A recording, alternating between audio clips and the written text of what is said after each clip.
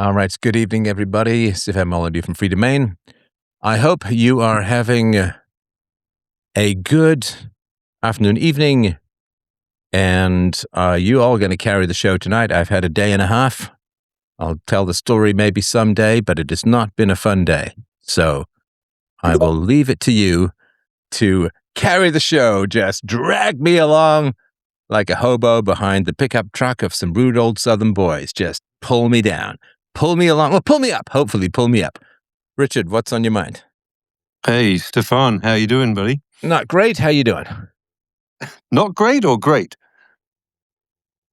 Oh, I'm sorry to hear that.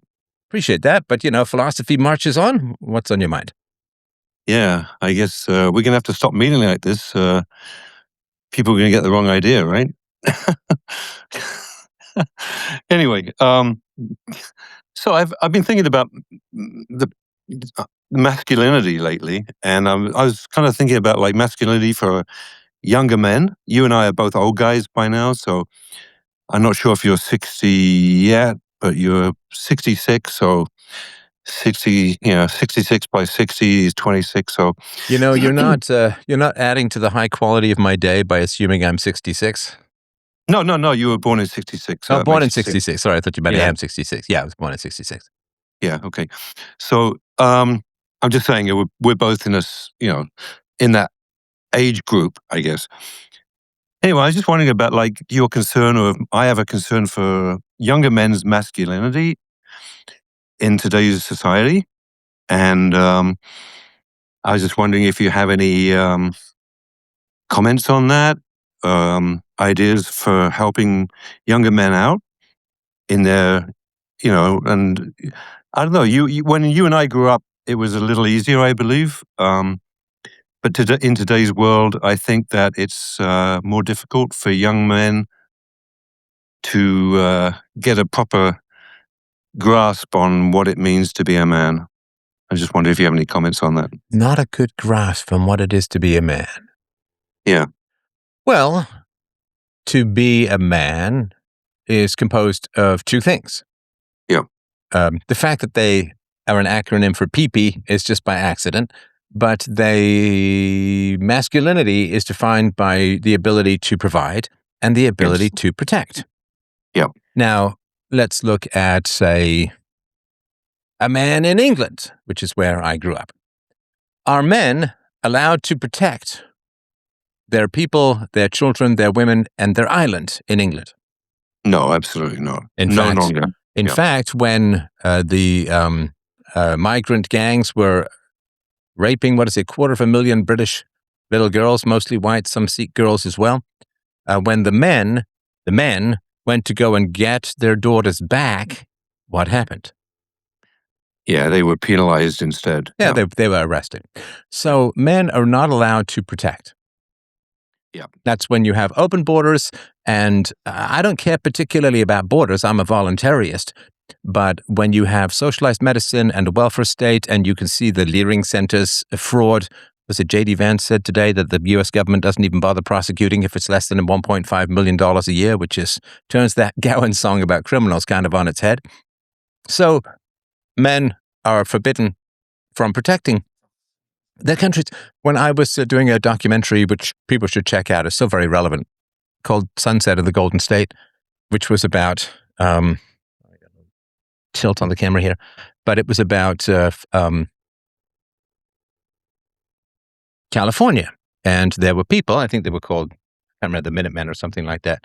And there were men in California very much wanted to protect the border of California. Were they allowed to do so? I'm not sure. No, they weren't allowed to protect the borders. You are arrested for protecting the borders. You're arrested for protecting your children. And nobody is able to prosecute in any effective way or get the money back or deport people who commit massive fraud against, people say fraud against the government. It's all fraud against the taxpayers, right? Yeah, for sure. So masculinity is about providing and protecting. We'll get to the provision in a sec. So protecting people means not protecting people from stupid decisions. Yep. So the way that we protect society is we stop protecting people who make stupid decisions, right? Bad decisions, wrong decisions, immoral decisions. So, for instance, single motherhood. There was a sort of famous novel called The Red Letter or the Scarlet Letter about, it's always the same bullshit that they have. It's the same thing in Anna Karenina, which is like, this poor woman, she's so alone. She's so lonely. She has such potential. She's a genius. She's about to split the atom. But they just can't stop. The same thing with the bridges of Madison County. Oh, the horrifying thing. This woman has this. The men go out and they wrestle with pigs all day, and they're hammering the back 40, and they're putting up barbed wire, and they're wrestling with dingoes, and she's like, oh, but the big problem you see is they keep slamming the door. They don't close the door quietly, and so she's frustrated. And then Clint Eastwood comes along and she rides him like Long John Silver, and the tears, and it's all the poor oppressed housewife has just got to, bang. Oh, in Titanic, Rose has just got to bang the homeless guy because reasons, right? So it's all so. Women who have affairs should be cast out of polite society. Women who have divorces, again, 70% of divorces are initiated by women, and the number one reason, of course, is I'm discontented. I'm just not. I'm not there. I'm not. I'm not fulfilled. Who cares? Who cares? Marriage is a contract for the benefit of the children. It's not about just your personal hedonism and happiness of every moment of every day. So, women who divorce, women who have affairs, women who have children outside of wedlock, women who get pregnant outside of wedlock, blah blah blah, all should be cast out of polite society. All of them should be cast out from polite society. And yet, you can't do it in the modern world. You cannot cast women out of polite society because the women, what do? They just run to the government and they vote for free stuff. People who fail to save for their retirement are going to be piss poor when they're old. And they're not going to be able to afford stuff, right? That's just the way of the world. That's just the way of the world. And that misery when you're old is supposed to remind people to save for their old age. People who make absolutely retarded decisions about their health. They eat too much. They're slothful. They're lazy. They don't exercise. They pig out. It's gross. It's gross and lazy. And should they pay the cost of their own health care? Of course they should. And that way people will stop doing this stupid stuff. But we can't, as men, inflict any negative consequences on people who do retarded, stupid, wrong stuff. They just run to the government. They do an end run around us. They run to the government, and they steal from our children, and they steal from the unborn, and they steal from everyone through money printing, debt, and inflation. So we can't enforce any rules in society anymore. We just can't. We cannot enforce any rules in society as men anymore. Women and idiots and idiot men, right? I mean, the men who impregnate these women, should be run out of society on a rail, forced to marry them. What we used to do. You get the girl pregnant. I mean, there literally was called a shotgun wedding, right? You either walk up the aisle or we bury you in the back 40. Yeah. So we can't protect people anymore. We can't protect our children. We can't protect our borders. We can't protect our culture. We can't protect our communities because we're thwarted everywhere by bad rules and government control of the money supply and vote buying. And because the people who are making the worst mistakes are the most desperate to have those mistakes buried and covered up by government money. Of course, I understand that. Hey, I mean, if I lose $1 million gambling, I would very much like for the government to cover gambling debts of up to $1 million. It's not that complicated. Yeah. So we can't protect. We can't protect society directly, and we can't protect society indirectly by allowing, as should happen, the people who make bad mistakes. I mean, imagine, well, I guess it's not even have to imagine it anymore. Imagine if everyone passed the exam no matter what. Imagine if everyone took their marks, like their grades, put them into a big pile, and they just got distributed evenly.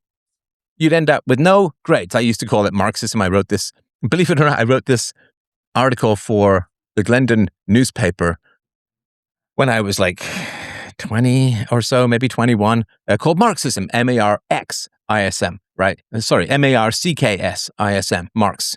So you take your marks in school, you put it into a big pile, and then everyone gets the marks. Well, nobody's going to study.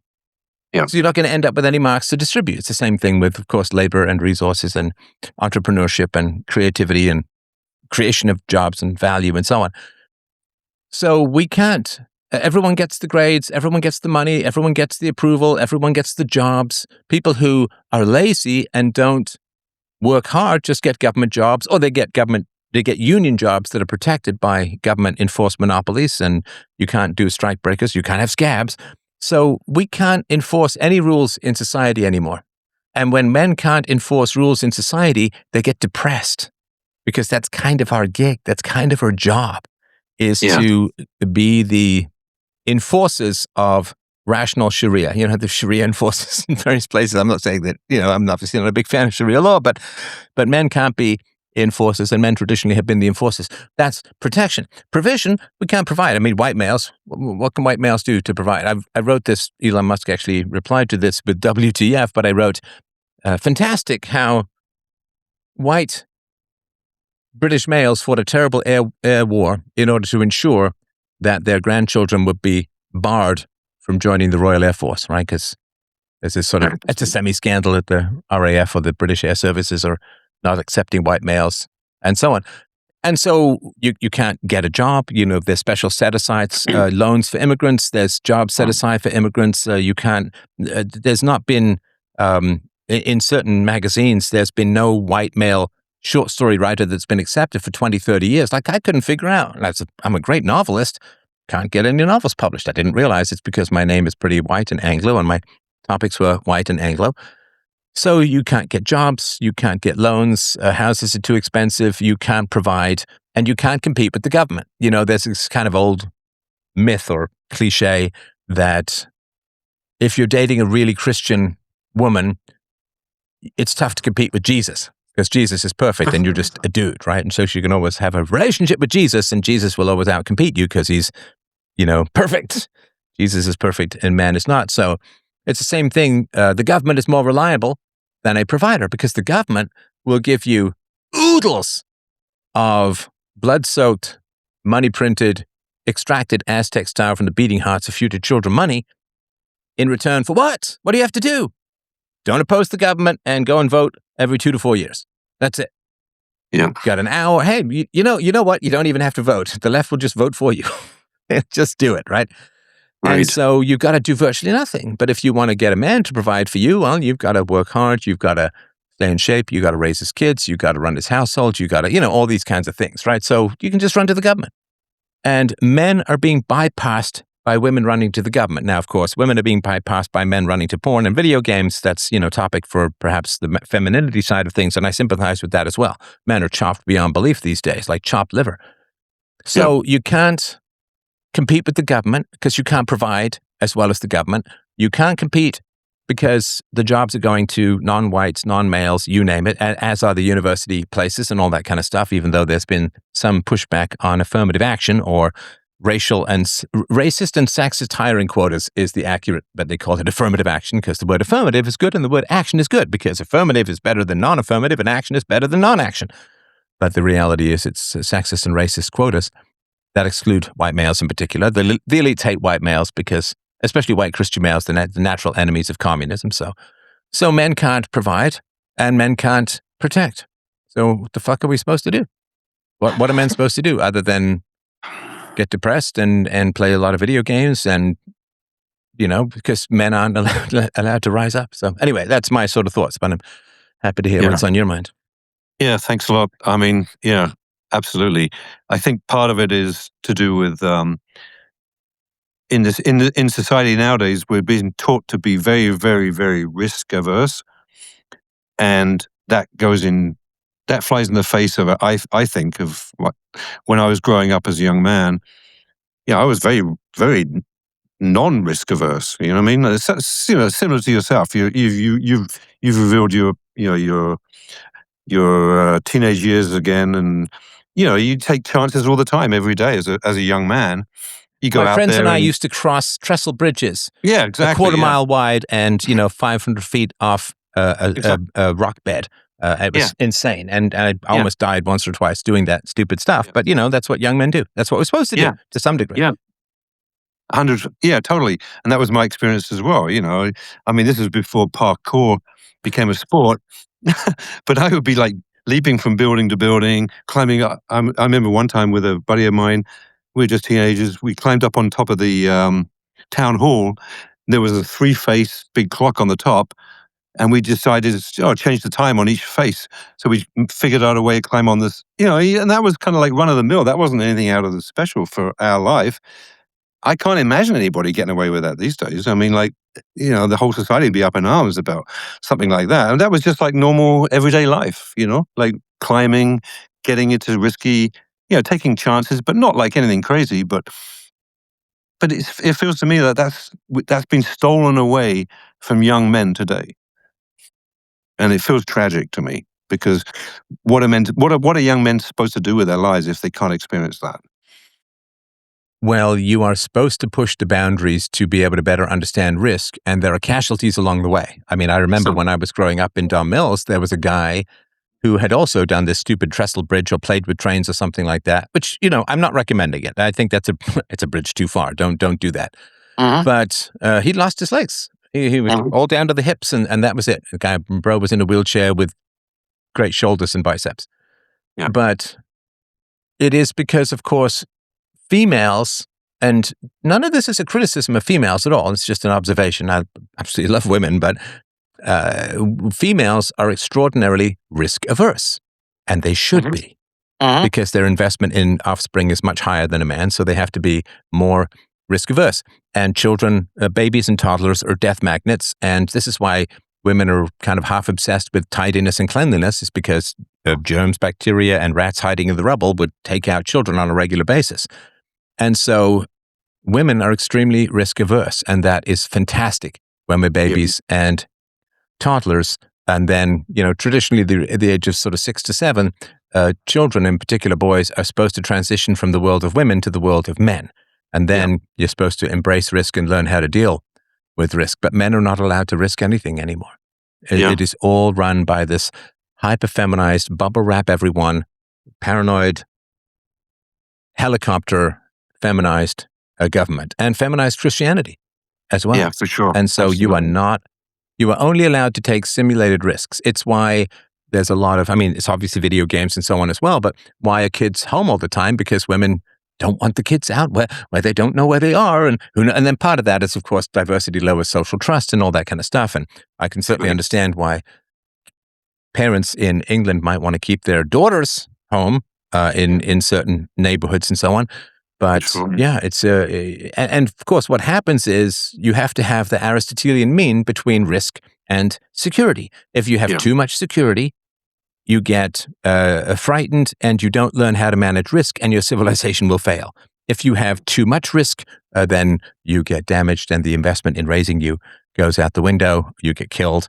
And so, but learning how to measure that risk, learning how to explore that risk, learning, my brother and I, my mother didn't want us watching television at night. She would lock the television in her room. Now, she often went out. She was desperately trying to get a guy, so she'd go out on these dates and so on. She was very, very popular with the men because men go for looks over personality qualities quite often. And my brother and I would climb. We lived on the second floor, but then there was a fairly big drop to the concrete parking lot, and we would go out of our window. We'd climb along the edge of the building, 30 feet up. Sure. And then we would climb in, watch TV, and then we would know when my mom was coming back, roughly, and we'd climb back out and climb. It's just what we did. Yeah. We climbed crazy high trees. We built forts in the woods. My friends and I would get dented cans of beans and pound them on rocks and cook them up in the woods. And we did risky things. We would figure out whether we could dirt bike off walls and how we could land, and just fell off all the time. And I had permanent strawberry knees from like the ages of 13 to 16 to 17. There was dangerous stuff. My friends played hockey. There was dangerous stuff. And, the alternative is what? The alternative is to live a life of fear, excessive caution, paranoia, and then all that happens is you get replaced in the long run by people who have grown up better able to assess risk. So it's a very if I were to try and explain my childhood to kids these days that I was out. My mother's parenting was mostly done by the time I was 5 or 6, because I remember Yes. certainly at the age of 4, my brother and I would get on a bus. We would go downtown. We'd go to the War Museum. We'd go to the Natural History Museum.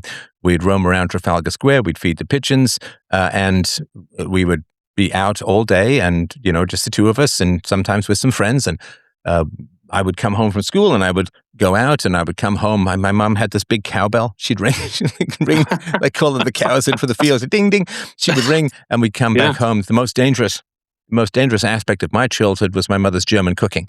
That was where the risk factor.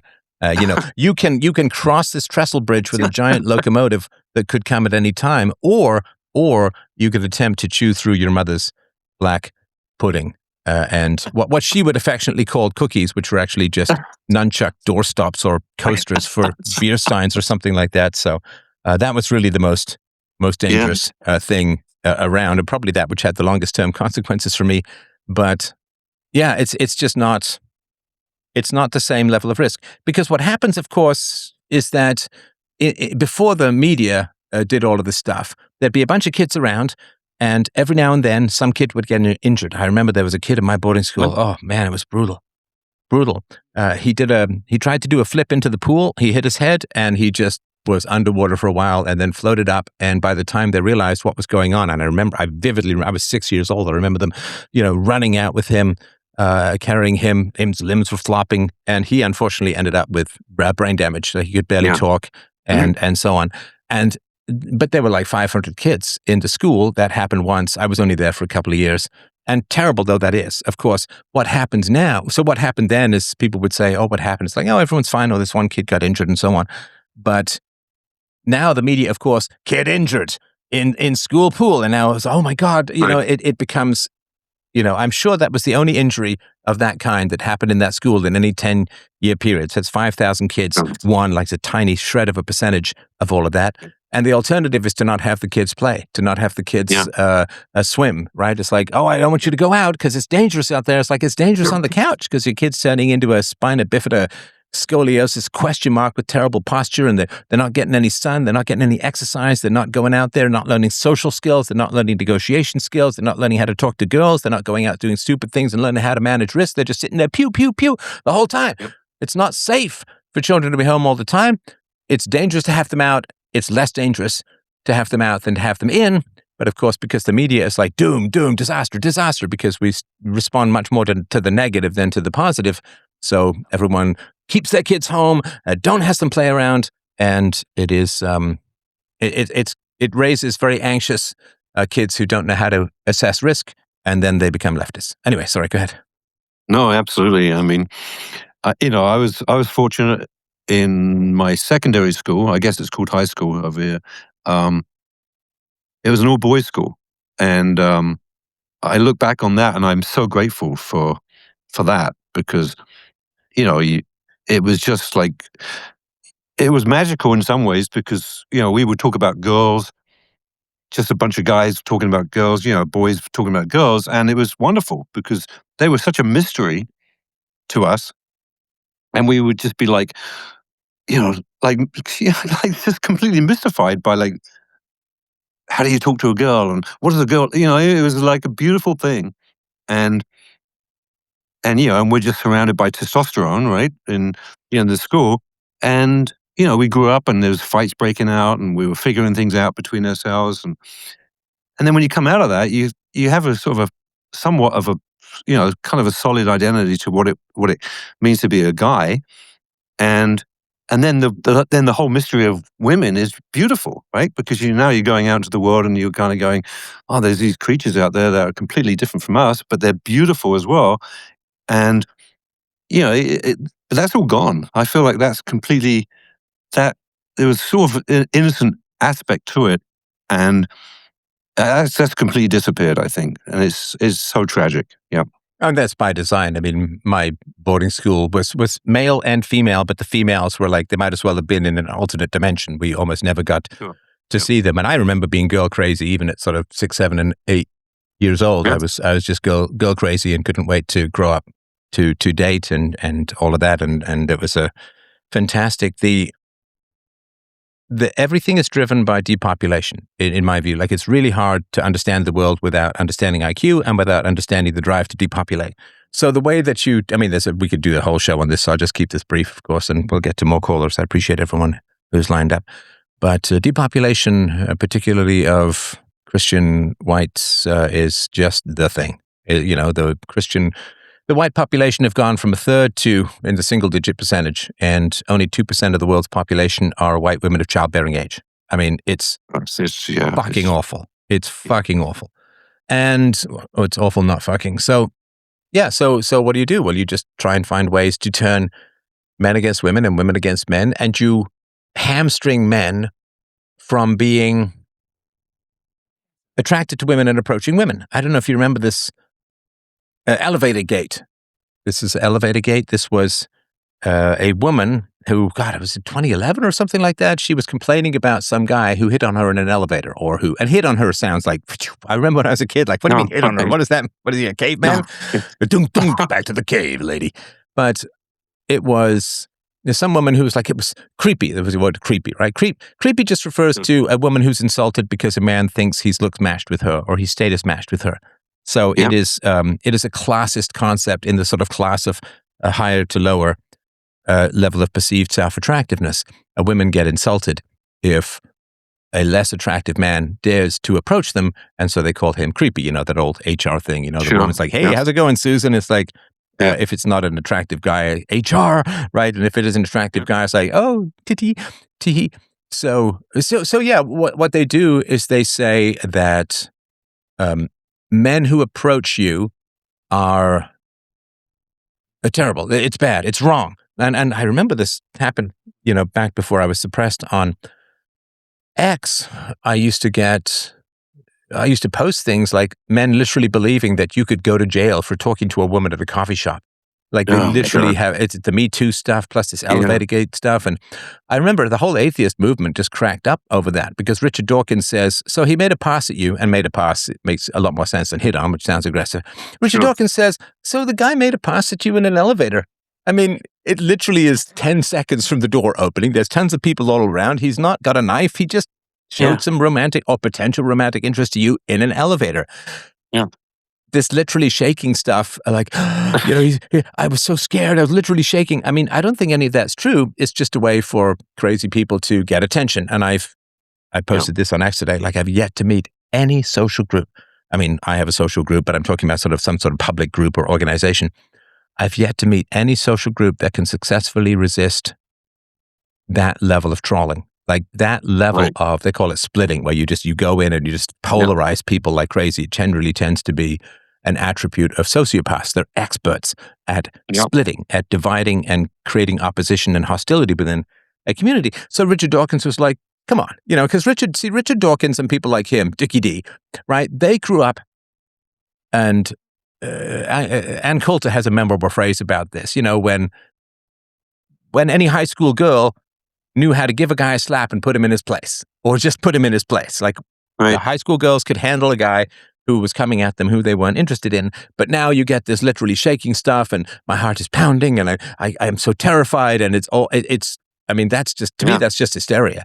I mean, I'm sure you've been propositioned by women you weren't attracted to. I've been propositioned by women I wasn't attracted to, including myself in full makeup. But you just find a way to deal with it. It's not literally shaking. It's not offensive. It's not horrible. It's not horrifying. It's just, people shoot their shot, and, fine. If you get too mad at people shooting their shot, you end up with no society, because men are now afraid to shoot their shot. They get put on blast on social media. They get called creeps. They get doxxed. And so it's all about just killing the birth rate and preventing pair bonding, to make women feel entitled and have that delicious schadenfreude of putting a guy down, and thus hopefully in their minds raising their sexual market value by dissing guys. Because, when a woman disses an average guy, she's putting out a mating signal to a top tier guy. But, only 10% of women can get the top 10% of guys. But, 80% of women think they can get the top 10% of guys, and they achieve that by subsidizing their attraction with sex, right? Women should not put out for at least a couple of months to find out if the man likes them for who they are, or is just interested in sexual access. It's that simple. And a man should not flash his money around and fly her out to the Barbados and so on until they've been going out for a long time to make sure she's not in it for resources. But yeah, it's just all about lowering the ability for men, or raising the fear of men to approach women, and raising women's haughtiness, because women are very tempted by that, because the most attractive women can be haughty, and less intelligent women reverse cause and effect. And they say, okay, so if resting bitch face works for really attractive women, then if I have a resting bitch face, it will work for me. And it's like, no, that's not how it works at all, even remotely. That's not how it works. So very attractive women are often haughty because they need to stop the endless flow of men who want to ask them out, and they need someone with high courage to get past that. So they're haughty and they're dismissive, and they look down their nose at you, and they get that full-on Angelina Jolie withering ice dagger stare to the nets. And so very attractive women can be haughty. And what social media does a lot of times is it says to women, if you're haughty, then you're very attractive. And it's like, no, that's not it. It's like saying, it's got it backwards, right? Yeah. Like it's like saying, well, very rich men sit in Maseratis or Bugattis or Lamborghinis or whatever, right? And it's like, okay, so if I go and steal a Lamborghini and I sit in it, I'm now a rich man. It's like, that's total reversal of cause and effect. So you get a lot of average women who imitate the habits of stunningly beautiful women, thinking they can replicate that level of attractiveness, and it just doesn't work. And it just mismatches all of the signals. And, I was trying to think the other day, and I'm happy to get questions on this. I'm sorry, I'll get to the next caller in a sec. I really appreciate your questions. But what is, of the 7 deadly sins, what is the sin that is most destroying the modern world? I would say maybe greed, gluttony, vanity, I think is the big one. But yeah. So it's just all about getting guys scared to talk to women, getting women to be more haughty, and just refusing pair bonding. And so and also saying to people you should go for looks, not quality of character. This is the looks maxing stuff. That clavicular, what is he accused of shooting a dead alligator these days? Man, that guy's going down fast. It's a real shame. It's a real shame because he doesn't even seem to enjoy his life. But it is about, well, you've just got to be attractive. And, what did he say? He said, no hair, no life. You've got to get a hair transplant. No hair, no life. Well, life is not posing in Miami nightclubs with women who are trying to hawk their OnlyFans or Instagram channels, right? That's not life. That to me would be hell. But what am I? I'm not that age group anymore. Oh, what the hell happened there? Hang on. What have I got there? I don't want to power off. Thank you very much. All right. Are we still on? Yeah, I think we are. Yeah, sorry about that. No, that was I did something there. So, all right. Is there anything else you want to mention? Great question. Sorry for monopolizing. Yeah, no, I don't want to monopolize either. So thanks so much, Stefan. I really appreciate that. And pass it over to other callers for sure. All right. Thanks, Richard. Appreciate it. Cheers. All right. Evan. I'm in heaven, and my heart beats so that I can hardly speak. All right. If you talk, I promise to stop singing. Do the world a favor. Evan, are you with? I see something has changed, but I think you're still muted. Why does this thing keep sagging? It doesn't really matter because I've got a backup recording, but kind of odd. Maybe I need to tighten something there. All right, I'm going to screw my courage to the sticking place. Will, I'm going to put you on, but you're going to have to let me lead the conversation. I'll put you on, Will, because we've had some not great interactions in the past. So I'll put you on, but you're going to have to let me lead the conversation. Is that all right? Yeah, it should be fine. All right. So, Will, we haven't had great interactions, right? I'd say some of them have been a bit off. Right. So what are you back for? What are you looking for? What are you here for? Honestly, I've been a huge fan of yours, especially after you came out with that story of your enslavement video quite some time ago. Besides that, no, I figured might as well talk about legal theory and things of that nature. But what are you here for? So, hang on. What are you here for? What are you looking for? What are you looking to achieve in our conversation? Like, use your back, right? Uh-huh. So what are you looking for? What are you trying to achieve in the conversations? I don't mean this in any hostile way. I'm genuinely curious. Oh yeah, like let's suppose you have like a friend who's an agorist, all right? And this person's like, "All right, how do I create a decent looking front? That way they can secure a whole bunch of money for it and without snitching on themselves." What? Are you just trolling? I thought we could have a better conversation, but it sounds like I you're mean, just like we trolling. could talk about some other stuff, like No, you're I've not had answering my question though. like I always have plenty of things on my mind, hang on. dude. So what was the question I asked you? If you could let me, what would I want to get out of this conversation? Yeah, well, what are you aiming to get out of the conversation with me? Maybe a degree of clarity, maybe just to like discuss ideas, possibly. Okay, for the purpose of what?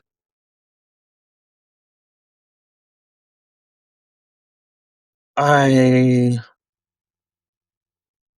honestly just because I'm a fan of yours, so Well, I know, I appreciate that, but for the purpose, I mean, it's important to know the purpose of what you're doing in life. Otherwise, you won't know how to organize yourself to succeed or whether you're going to succeed or fail. Right? I mean, if I am going to learn how to improve my tennis serve, then the purpose would be to get the tennis ball into the right corner faster and more accurately or whatever it is, right? So with regards to this conversation that you keep calling into the show, what is it? And it's again, it's not a hostile question. I'm genuinely curious. What is it that you are aiming to achieve? honestly, like right now, lately, I kind of have had my aims a bit off. So Okay, that's in not life that's not in telling me general, what you're trying to achieve, though.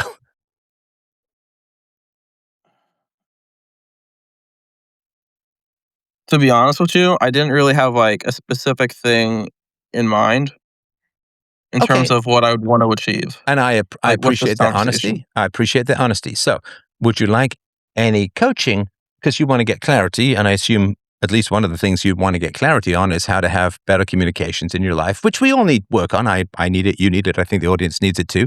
Would you be open to a little bit of coaching about that? I could, yeah. Okay, fantastic. So, when you engage in a conversation like this,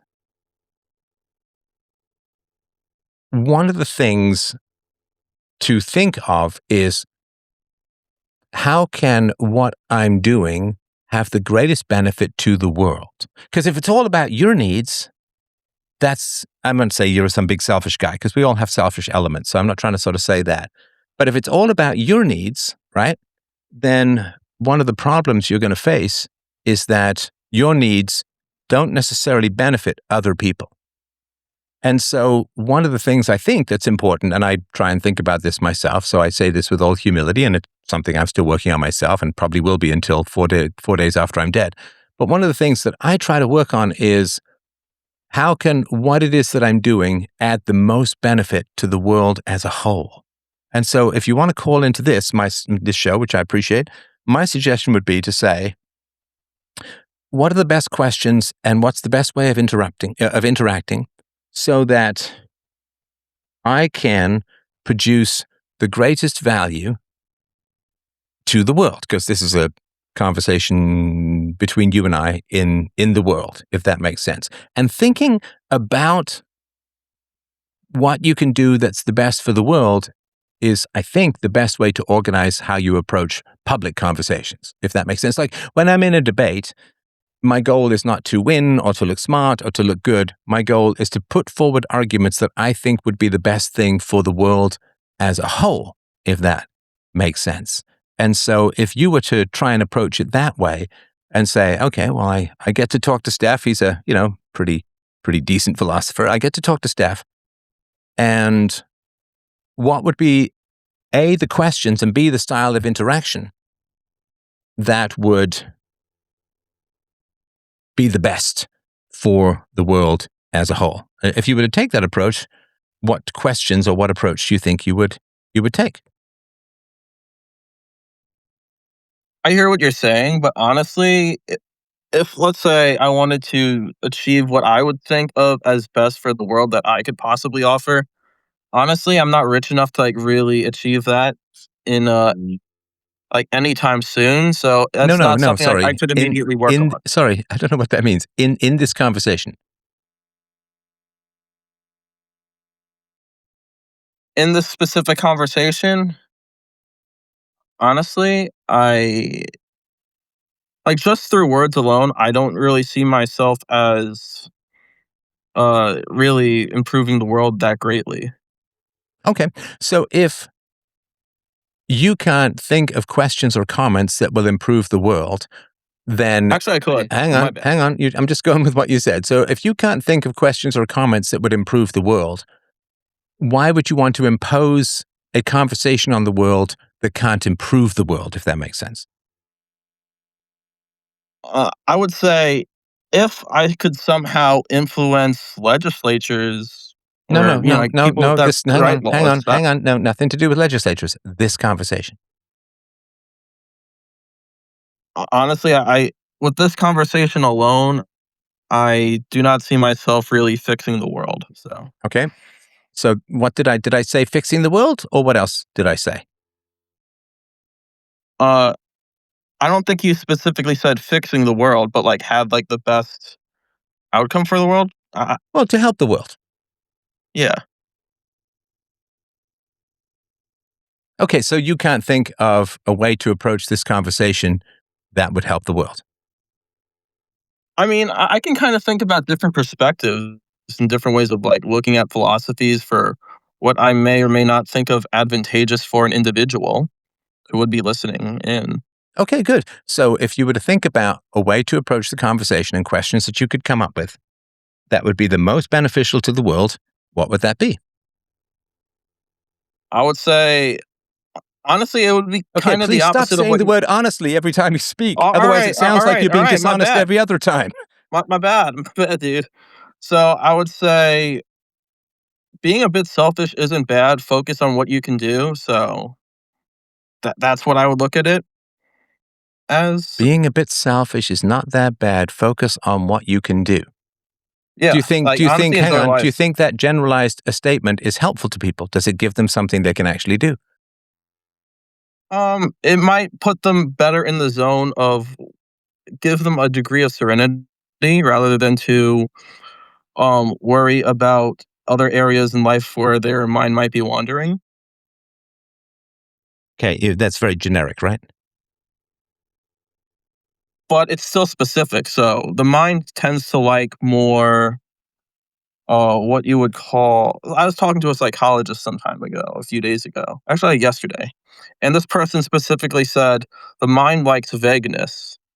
But like the issue with like vagueness is like it definitely lacks like detail for what someone can specifically do in their own life. So The mind likes vagueness. And is that your yeah, perspective as well, that the mind likes vagueness? yeah, And do you think that just so the mind likes vagueness, does the mind like vagueness in the way that the body likes candy? In other words, yeah. it's not I would that say good, so. likes it, but it's not that good for it. Yeah, I would say so. Okay, And like so I tend to think that like philosophy definitely encourages that vagueness. So I kind of see that as sorry, like what does? it can be interesting. A philosophy. A philosophy encourages vagueness? Mhm.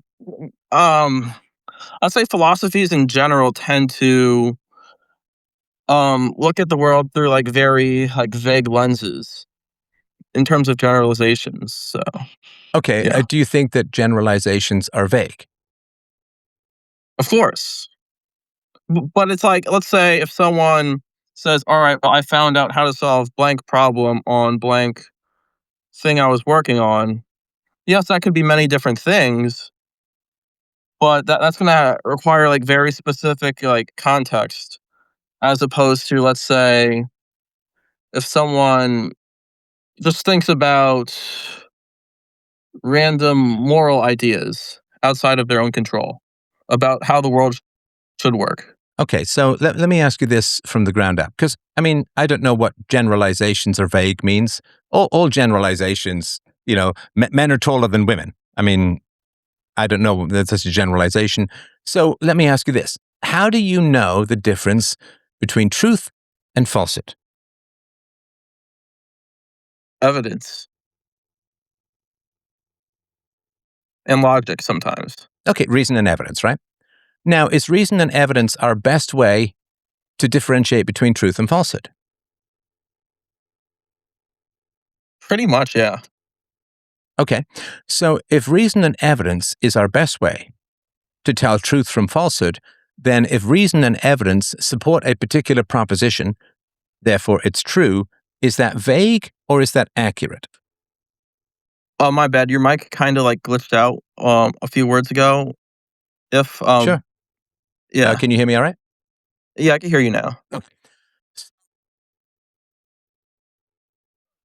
If an argument conforms to reason and evidence, therefore it's true or valid, is the truth or validity of that argument vague or not?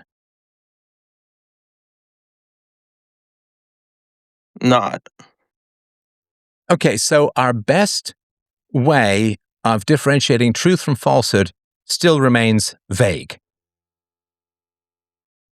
I would say yeah, it's still pretty vague though because it's like Okay, hang on. So, no, I appreciate your patience with this. So, our best way of determining truth from falsehood remains vague compared to what?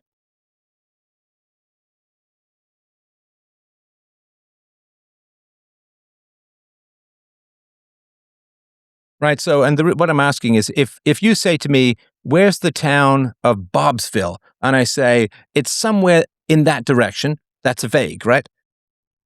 mhm, Whereas if if I put it right into your GPS, right at the center of the town of Bobsville, that's specific, right? correct. Okay. So, if determining the truth through reason and evidence is vague, it must be vague compared to something else, to something that is specific. Is that fair to say? Yeah, but I'm gonna be honest with you. It would No, no, kind of no, rely on no, more. no. I'm sorry. Please try and avoid, because you keep saying I'm to be honest, so I'm going to be honest with you. I'm just assuming. It's like you're saying, opening up every sentence, saying, "Okay, I'm going to use English. Okay, I'm going to use English." Like, I understand. I assume you're going to be honest with Okay, me. okay, Okay, my bad. Like so I'm a bit autistic. okay, don't make excuses. Just try to do what I ask, because it's kind of polite, right? So, because you're also wasting the audience's time by saying to be honest every time, right? So, if we have proven something according to reason and evidence, and that remains vague, it must be vague relative to some other standard. Like if I say the town of Bobsville is just somewhere over there, that's vague. But if I put the exact coordinates, long lat, into your GPS, that's specific, right? So if you say, how much does the car cost? And I say somewhere between $1,000 and $100,000, that's vague. If I say $45,000 exactly, that's specific.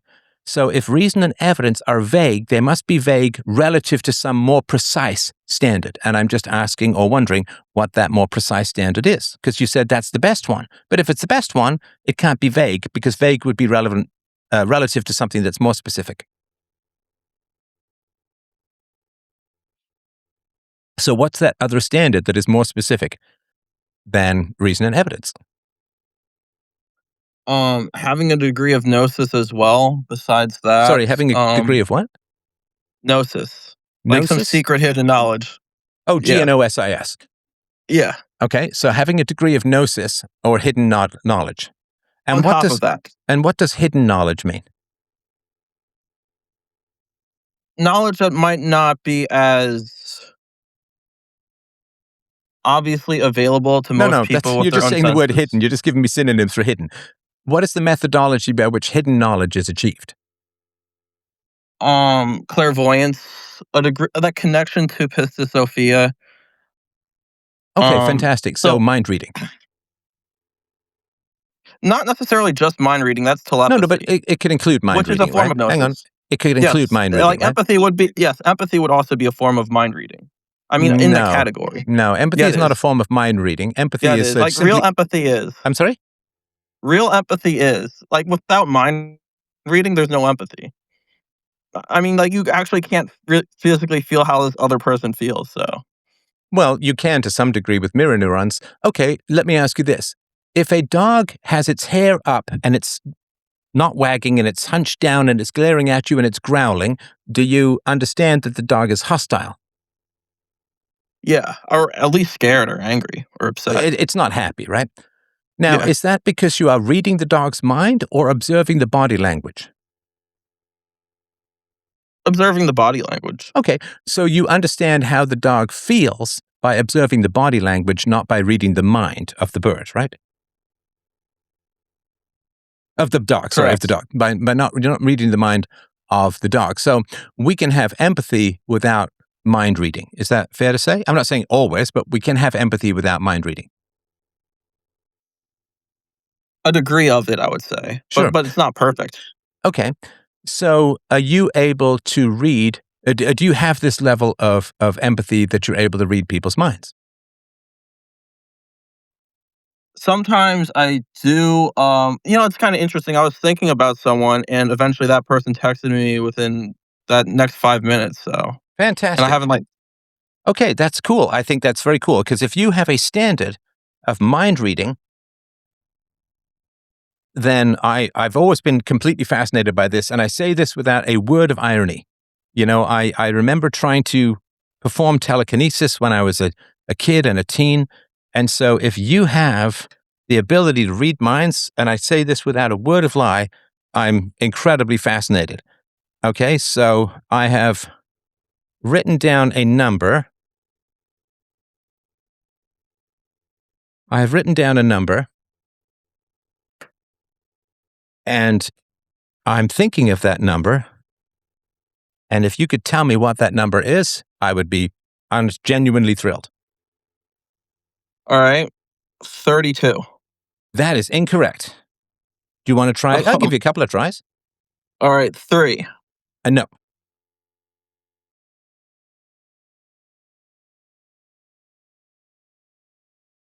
76. no, but close. All right, so I'm not like that Gnostic. I'm not that psychic. No, hang on. You've got a more precise method of knowledge than reason and evidence. So I'm not reason saying and like it's hang on. So available to reason me, and but I didn't say it's not available. hang on. Sorry to interrupt. So reason and evidence. If I say I'm thinking of a number, right? What is it? Then reason and evidence would be for me to show you the number, right? I'd hold up the number that I've written down, and then you would read that number, and you would know exactly the number that I had thought of, right? Correct. Okay. So if you say that you can read minds, then you have a more efficient way of knowing the number that I'm thinking about rather than seeing the number that I'm thinking about that I've written down. So you have a better way of getting that information rather than me showing you the number, right? I myself don't, but God, the Holy Spirit does. Well, no, because you're saying that you said that empathy and you and all that. So, I mean, what's cool about that? I'll hold up the number, right? So here, you actually did say 76, which was you said 3, 32, 3, and 76. So the number was 176, which it's cool that you got 2 of the numbers right. That's not statistically improbable, although you did miss the 100. So I'm just pointing this out. We have an empirical test, right? And again, none of this is put in any negative way towards you, right? So we have reason and evidence. So I'm thinking of a number, right? I'm thinking of a number. And if people say, what is the number you're thinking of? And I hold this up, they would say, oh, you're thinking of 176, right? That's what people would do. Does that make sense?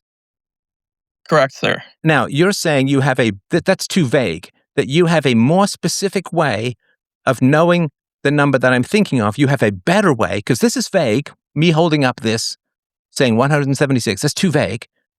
You have a precise way of knowing the number that I'm thinking about, which doesn't require me to write it down, to hold it up, for people to see it, to process it. It's more efficient. It's just direct mind-to-mind transfer. It doesn't have to go through the senses or something like that, right?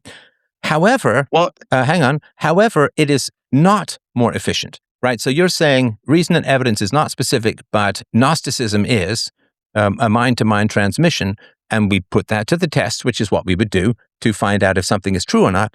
And it turns out that your method of figuring out the number that I'm talking about is not efficient, and it's not accurate because you had 3 guesses Like if I hold this up, people read 176. They don't need any guesses to figure out what number I'm thinking about, right?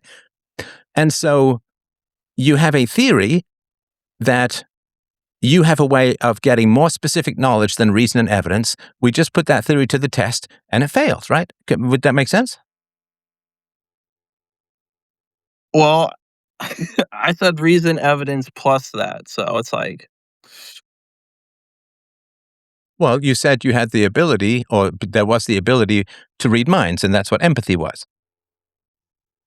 yeah, but hey, I didn't consider myself like that sort of really advanced empath. You said you could do it Well, sometimes. well, I'm autistic, therefore I'm on the lower end of the spectrum, closer to. So this is how I look at it. All right, so you have like real like psychic people uh, who, like, let's say they could like easily win the lottery. All right. Well, no, you don't have those people. All right. It's like, let's say like I know like one person who has. All right. One person And who then has what, on the won the exact lottery? opposite Hang end, on, you hang have on, like hang on, hang autistics on, and hang on, psychopaths. hang on. One person who has what? Won the lottery? I mean, I've known like someone who has. I Okay, mean, and they so what? said it was a small one. I know someone who's won the I mean, like, lottery hey, too, so what? I'm not that advanced. Uh, I mean, look, I don't know about autism, but maybe part of what is a challenge for you with regards to reasoning and communicating and having productive conversations is you have a bad methodology for determining truth from falsehood. And that's why you maybe consider yourself autistic or unable to connect with people and so on.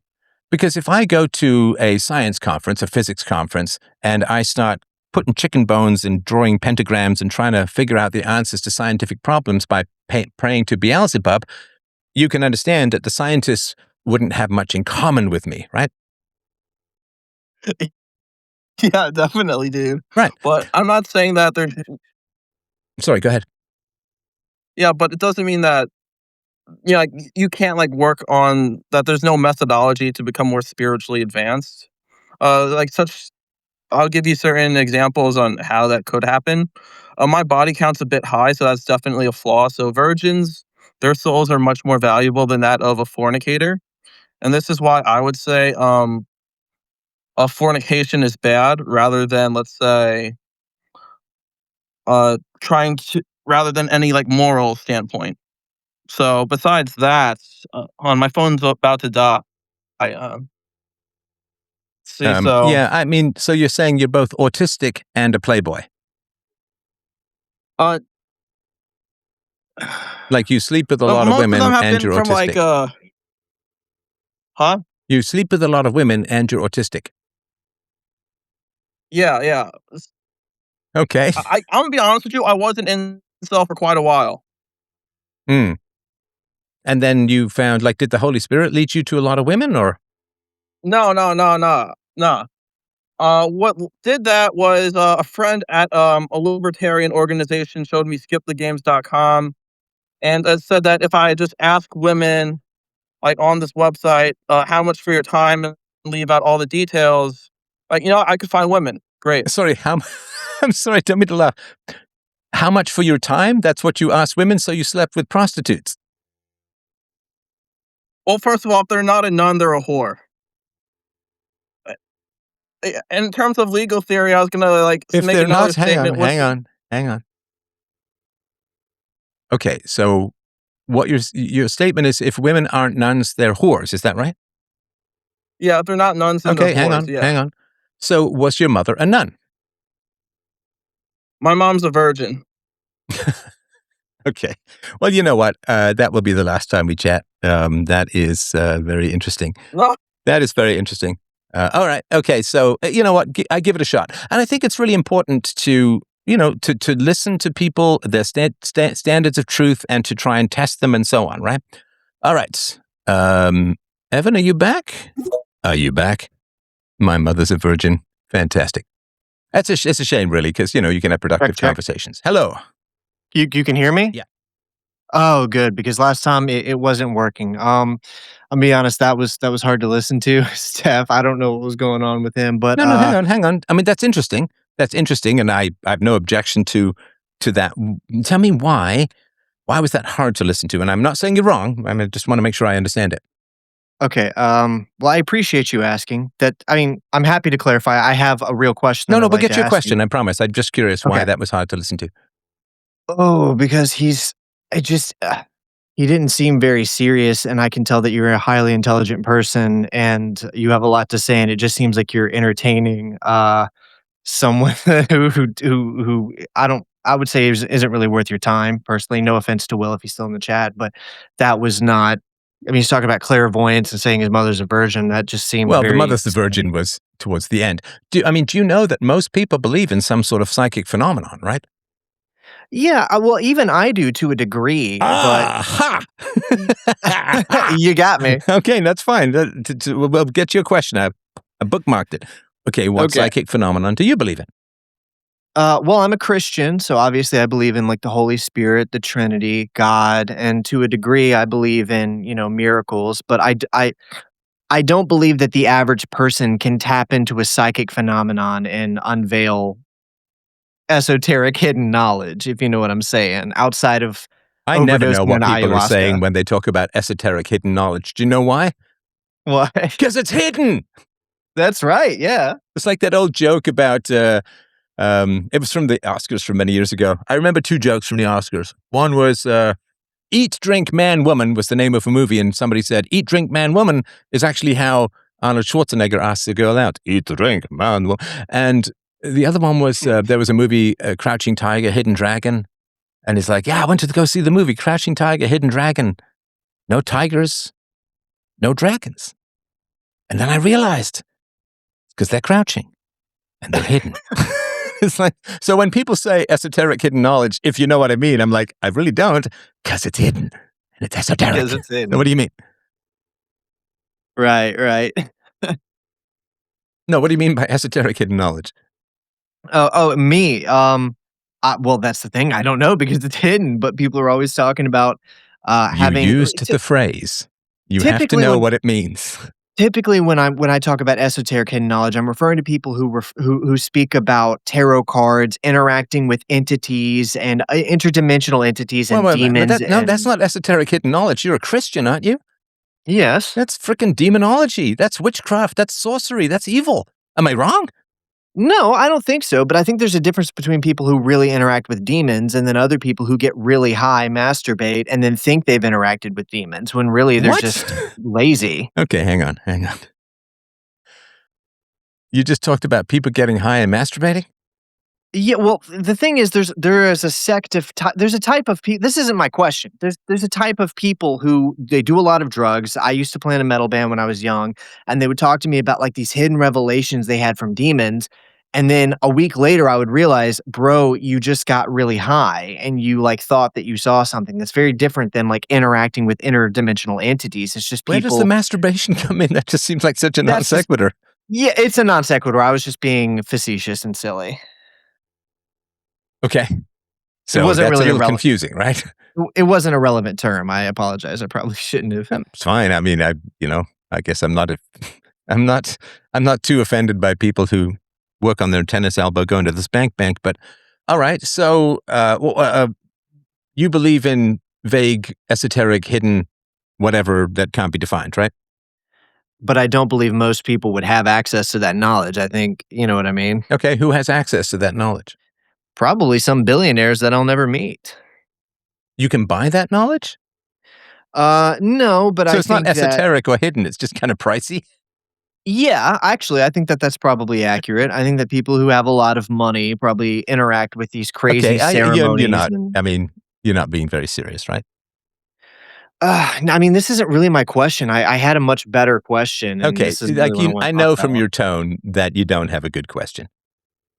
Can I ask it I know if you from your, wouldn't come on, mind? be honest with me, right? I mean, you're just kind of here having some fun and trolling a bit, right? No, no, sir. I like my question is about spanking in children, and I want to have children. I want to be a father, and I feel like I got off on the incredibly wrong foot. And this silly stuff isn't really what I want to talk about. If that's okay. Silly stuff. The esoteric stuff is not really what I want to talk about. I've been really Oh, so invested the in esoteric stuff is context. silly. Okay, got it. Yeah, well, in the context of this situation, yeah, it's not really what I want to talk about. Like Okay, so if you're a troll, you're a good one because I'm a sucker for the I topic of promise I'm not. anti-spanking. So go ahead with your question. Okay, thank you. I appreciate the second chance. I feel like I got off on the wrong foot. I'm 30 years old. I am engaged. I want to have children.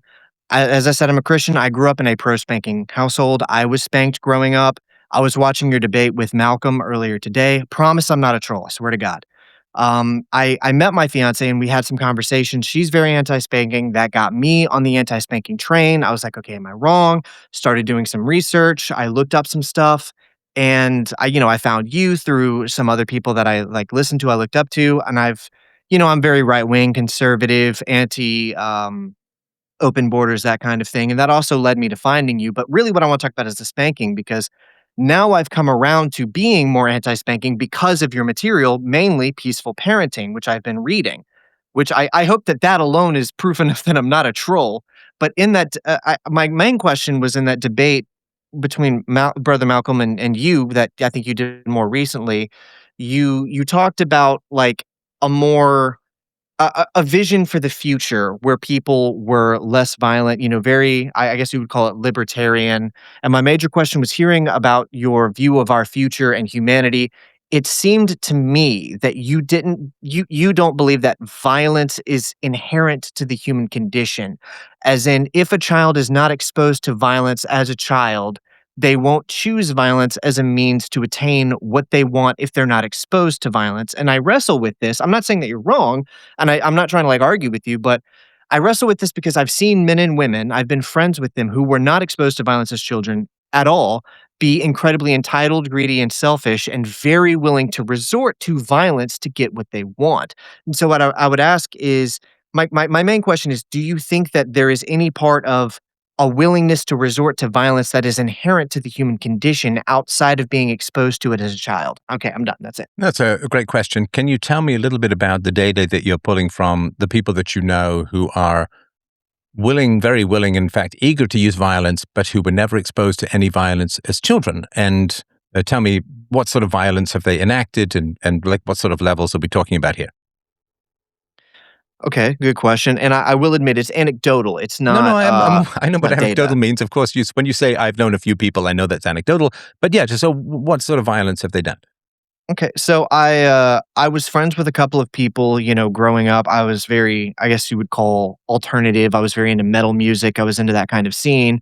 And I had a couple of different friends. One comes to mind. This friend was the child of someone who was very like not peaceful parenting, but gentle parenting.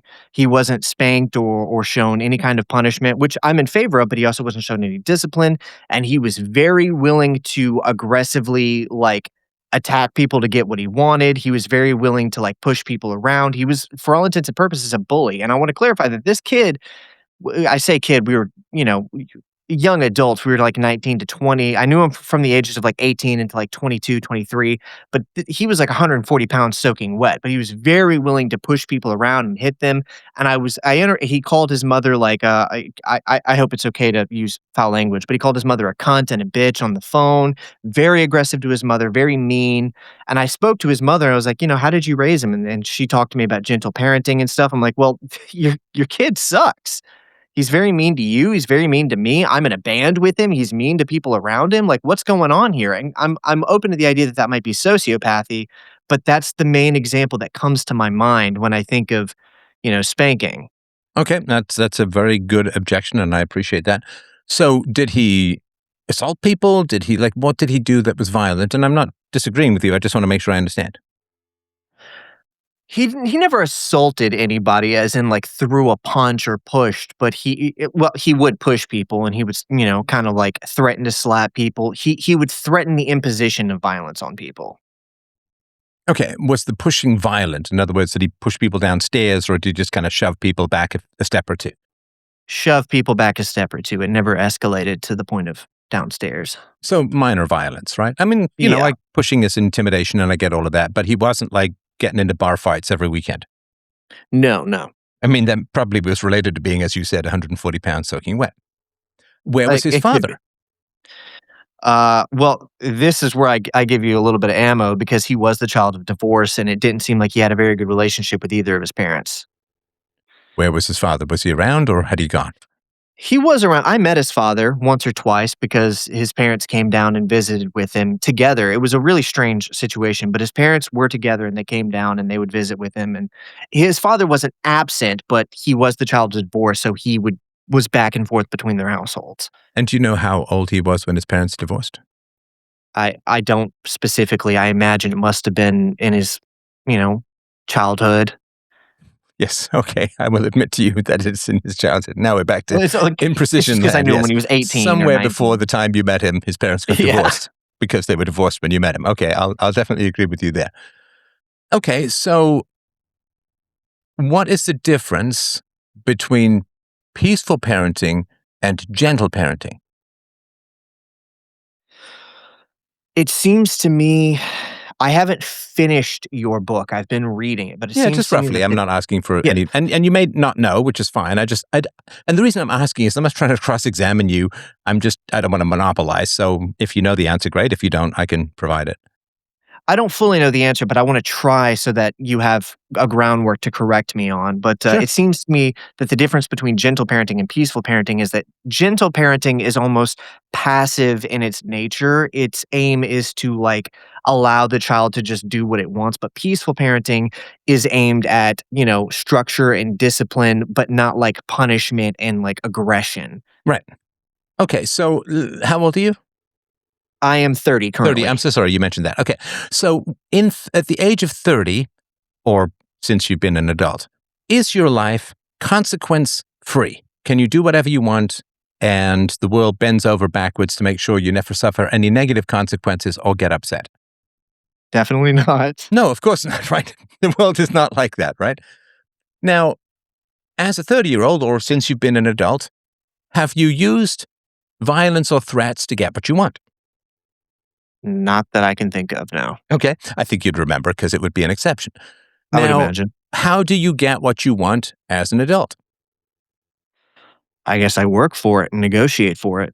Yeah, you reason with people and you try to find some common ground. I mean, when I first went for my first job, I got paid. I worked in a convenience store in the Don Mills Mall, and I made $2.45 an hour. Oh, wait, no, was that later? No, I had a job that was even $2.25 an hour. Well, I put together newspapers in a bookstore downtown. So when I went to go and get those jobs, they said, we're paying $2.25 an hour. And I said, okay, because I just needed the money and I was happy to get paid that. And that was good money back then. So I reasoned with them. They offered the job. I accepted the job. They paid me and so on, right? So how we get what we want as adults is we try to reason with people. We provide them incentives. If some woman wants to go out with us and she's kind of on the fence, we might say, oh, I'll take you to a super expensive restaurant, or we'll go see your favorite band, or whatever it is, right? So we'll try to provide incentives. We'll try to reason back and forth, if that makes sense. That makes sense, yeah. Now, if your employer doesn't pay you, what do you do? I imagine you would take it to somebody or you would quit or try to sue them. Right. Would you try to get what you want even if it made them uncomfortable? Uncomfortable? Yeah. Sure. I mean, you would reason with them. You would say, hey, you got to pay me. You would say, if you don't pay me, I have to take you to small claims court. It's going to cost you a lot more. And you would do all of that. And I've had to do this once or twice over the course of my career when people just weren't paying me. I've had to be pretty explicit. And I actually did. And once I've taken people to court. Oh, I won't get into all of those stories, but yeah, I've had to threaten small claims court. I actually took people to small claims court and so on, right? So the purpose of peaceful parenting is to prepare you for how adulthood actually is, right? So gentle parenting is, I don't want to upset my child. I don't want my child to experience frustration or anger or crying, or it's just, oh, it's okay. We'll find a way to give you so it's, in a sense, it's an attempt to bend everyone's experience and perspective and position to minimize negative experiences on the part of a child. Does that make any sense? It makes sense, yeah. Right. And so that is not preparing children for adulthood, because people don't do that when you're an adult. What do people do when you're an adult? The purpose of peaceful parenting is to prepare children for what actually happens in adulthood.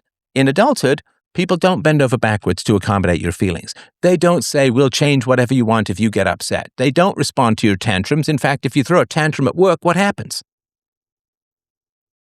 I guess you would get written up or possibly fired. Yeah, you suffer negative consequences. So the purpose of peaceful parenting is to prepare children for the life we actually lead as adults. Like, if you use spanking, okay, will you ever use spanking to resolve conflicts or get your way as an adult? No. No. If you scream at children and you insult them and you put them down, you threaten them, will you ever use those, or would those be reasonable things to use as an adult to get what you want? No. Right. If you want a raise, you don't spank your boss. You don't scream at your boss. You don't insult your boss. What about a timeout? Do you get to pick your boss up, put him on the toilet, and lock the door until he agrees with you? No. You don't. You reason back and forth. Sorry, I'm not yelling at you. I'm passionate. No, I Sure. know. Yeah. Just so you know, agree. it's a great question. So the purpose of peaceful parenting, look at that, all these P's, I'm going to have to hose off my mic. The purpose of peaceful parenting is to prepare children for the lives you actually live as an adult, which is not violence, not threats, not screaming, not tantrums, not insults, and not with the expectation that reality and everyone is going to bend to what you want and try to minimize your unhappiness and suffering. That's not the way the world works, and it shouldn't work that way, by the way. So we don't initiate the use of force to get what we want as adults, and therefore, if you want to teach your children how to succeed as an adult, you don't initiate the use of force against them because you're giving them punishments and approaches to, quote, negotiations that they never will reproduce as adults. If your boss doesn't give you the raise you want, let's say you want 5% and he gives you 3%, right? So that's 2% gap. Do you get to take your boss's car keys and hide them until he gives you what you want? No. Right. So in the same way, parents shouldn't take away cell phones or hide computers or tablets or consoles until the child does what they want, because you don't get to do that as an adult. So peaceful parenting is like, don't teach your children strategies that would be illegal as adults. I don't know, or insane, right? And Right. so peaceful parenting is just saying, look, the skills that you need as an adult are reason, evidence, and negotiation. So I'm going to teach you reason and evidence and negotiation by having conversations with you. I don't know, obviously, about your friend.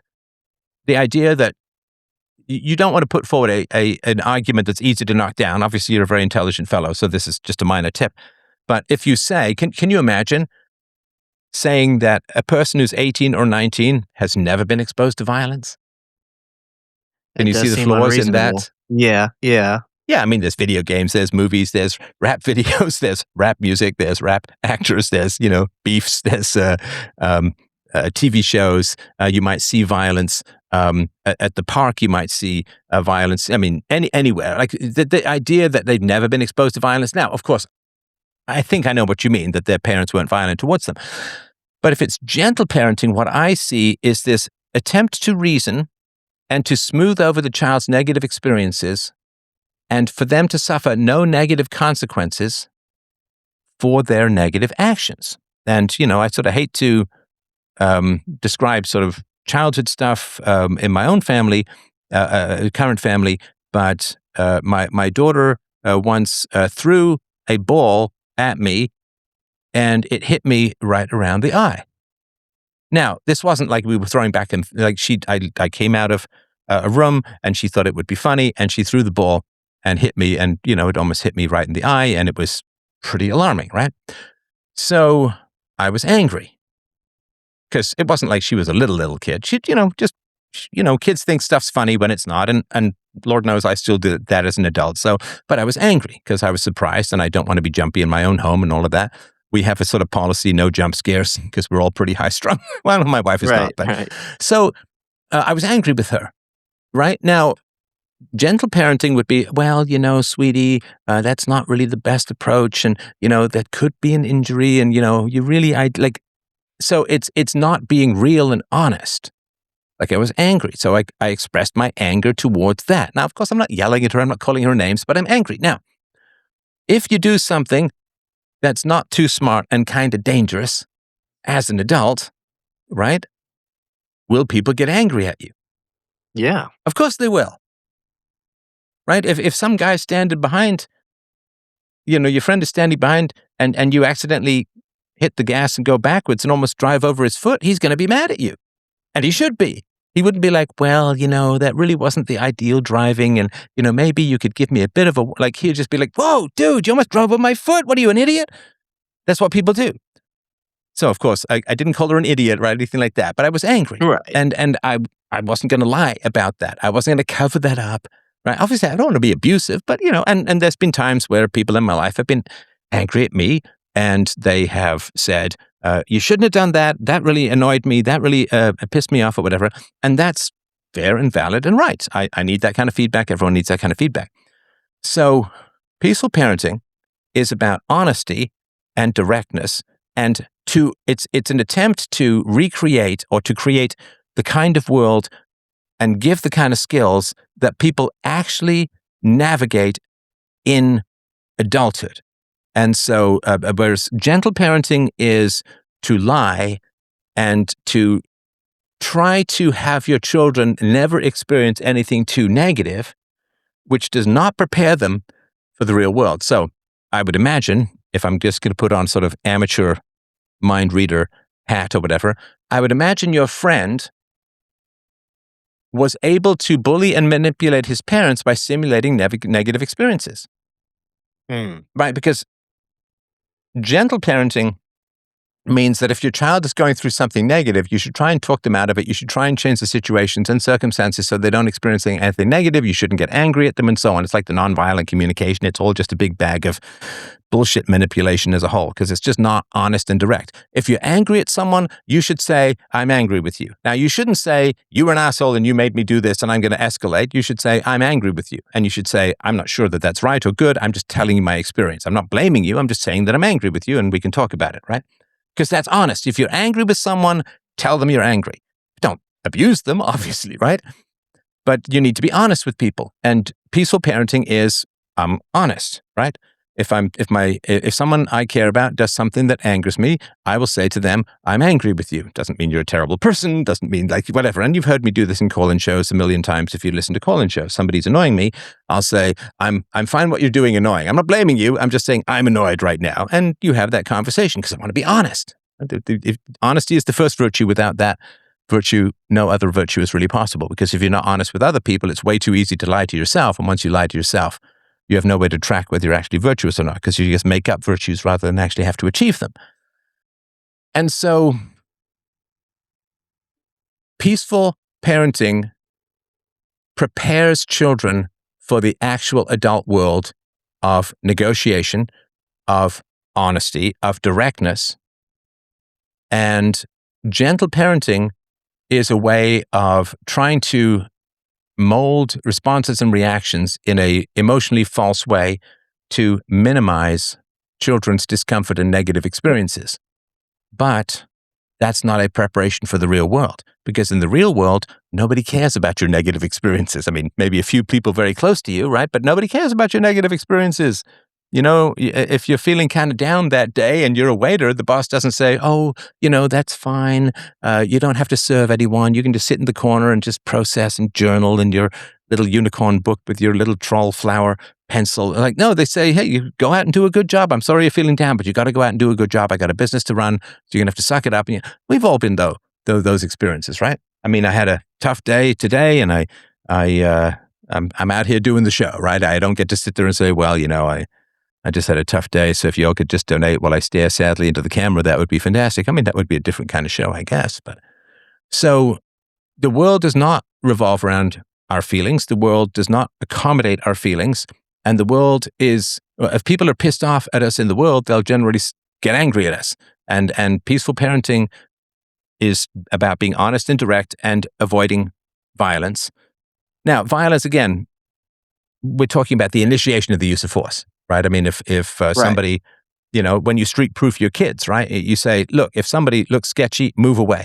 If somebody gives you the ick, go talk to a trusted adult. If somebody grabs you, you kick, you scream, you bite, whatever you need to, like you street-proof your kids, right?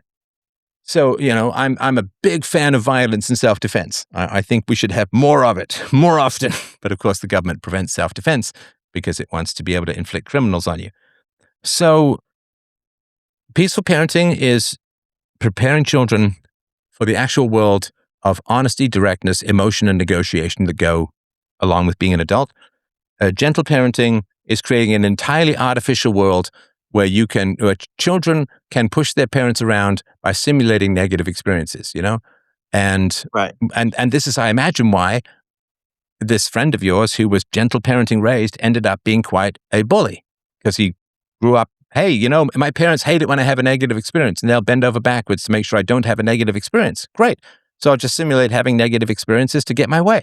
That's how you grow a bully. That makes sense.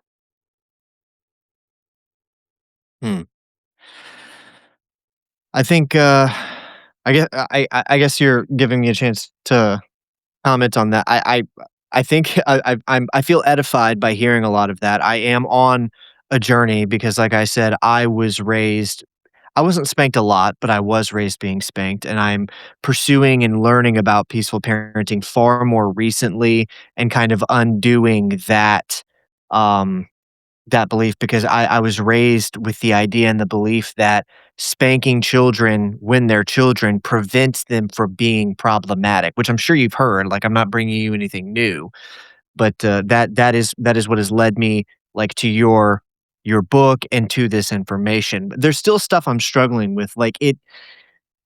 Going back to my original question, not to say that the stuff that you said wasn't meaningful. Like it did matter to me, and I'm probably going to be thinking about it for weeks. But my original question, going back to that, was: do you think that there is an inherent proneness in the human condition to violence to get what we want, even if an entire generation was raised with the peaceful parenting method?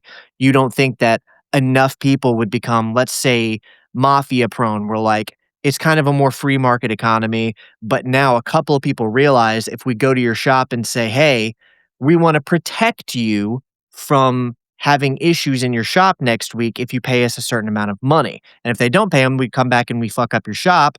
And then we come back and be like, do you want to pay us protection money now? Like, what is to stop somebody from doing that kind of violence and feeling that level of greed? Is that caused by violence in childhood, or is it possible to wind up in that kind of mindset where you realize I can impose physical violence on others to get what I want easier? I hope that makes sense. Yeah, that's a great question. And I'm not trying to rephrase it. I just want to make sure that I repeat back to you what you said so that we're on the same page. I don't want to talk Sure. about a straw man. So, is there something in the human mind that is going to produce violence even if treated reasonably? Yes. Okay. It certainly is possible. I can't, of course, this is syllogistic. This is not syllogistic reason. This is not deductive, but inductive reasoning, which means probabilities. So obviously, I, as a moral philosopher, cannot guarantee that every single child that is raised who is peacefully parented will end up being peaceful as an adult. I cannot. For a couple of reasons. There are genetic predispositions towards violence for sure. And we know that from studies such as there was a study, I think it was in Wales, where there were a bunch of boys with a particular allele or a particular gene expression, and if they were physically abused, 100% of them became criminals. Now, it's not true that all children who are physically abused become criminals, but in this particular case, or you can look up the warrior gene and so on, and try and figure out its prevalence, which tragically differs across ethnicities. But anyway, I cannot guarantee, and I would not guarantee, that all children raised in a peacefully parented manner will be peaceful as adults. I cannot guarantee that. I mean, honestly, there could be brain injuries, there could be brain tumors, there could be some kid could have heart wiring for the most terrifying dreams imaginable for whatever reason, right? And that might give them enough trauma that they would become aggressive, right? So, and of course, peaceful parenting, it could be that the kid is bullied at school and the parents don't find out for a while. It could be that some stranger nabs them and assaults them or does something even more unmentionable to them in an alley somewhere. Even though they're peacefully parented, they get overwhelmed. So I cannot obviously guarantee, but to me, it would be kind of like this. What percentage of lung cancer comes from smoking and asbestos? I don't know offhand. I imagine more so than not having done it. I think it's pretty high. Let's find out. I'm a big fan of grok. Lung cancer come from asbestos or smoking. And I think of Andy Kaufman that way. Oops. Let me edit that because I just had a little extra space there. Okay.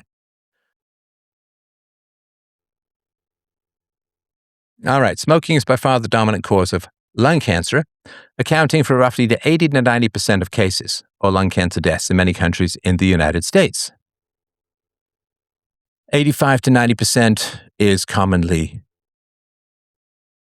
stated, right? Which is quite a high percentage. That's a very high percentage. And there is 4% of lung cancers come from asbestos, although 4 to 12% in some older or specific analyses, right? So, of course, there's some overlap. So let's say, 85 to 90% is smoking, another couple of percentage points for asbestos, because there's older exposures or in the past. So we could say something like 90 to 95% of lung cancers come from smoking. Asbestos could be secondhand smoke. So there's a bunch of things, right? Now, so if millions of people around America or whatever country, if millions of people a year are dying from smoking and asbestos, and we say, we've really got to get rid of smoking and asbestos, would it make much sense to say, but can you guarantee that no one will ever get lung cancer if we eliminate smoking and asbestos? It would not make sense. So that's my point. So you're saying that the inherence towards there's an IQ discussion here that maybe you might want to get into at some point, but what you're saying that there isn't an inherence to pursue a crime of opportunity violently just because it's there in the human spirit if they're raised peaceful parenting. But you mentioned brain injury, or you mentioned minority circumstances, minority being in the lesser degree of probability in this instance. But what you're saying is that every human in the human condition of being human doesn't necessarily have a violent tendency innate in them. If they are raised in proper circumstances, they will live reasonably, just regardless of a potential sighting of opportunity. Yeah, I mean, so there would be arguments you would make that would be syllogistic, that would be 100%. And the argument that I would make along those lines, and I think this is what you're asking in some ways, is it possible for a child raised in an all-English-speaking environment to spontaneously speak Japanese, having never been exposed to Japanese? Now, we would say, what? Well, no. No, couldn't happen. Could never happen, right? So is violence like lung cancer? In other words, we can remove the major causes, but there'll still be a few cases. Or is violence like a language? That I was raised in England. I never met anyone who spoke Japanese. I do not speak Japanese. However, if I was Jared Taylor style raised in Japan, I would speak fluent Japanese or learned it like Japasobic. I learned Mandarin in China or something like that. So 0% of children raised with no exposure to Japanese will speak Japanese.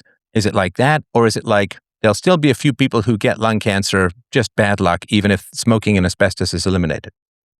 Yeah. So, okay, so let's say somebody, like a man, was raised peaceful parenting. He wasn't exposed to that violent language, walks in, his wife of 6 years is having intercourse with another man.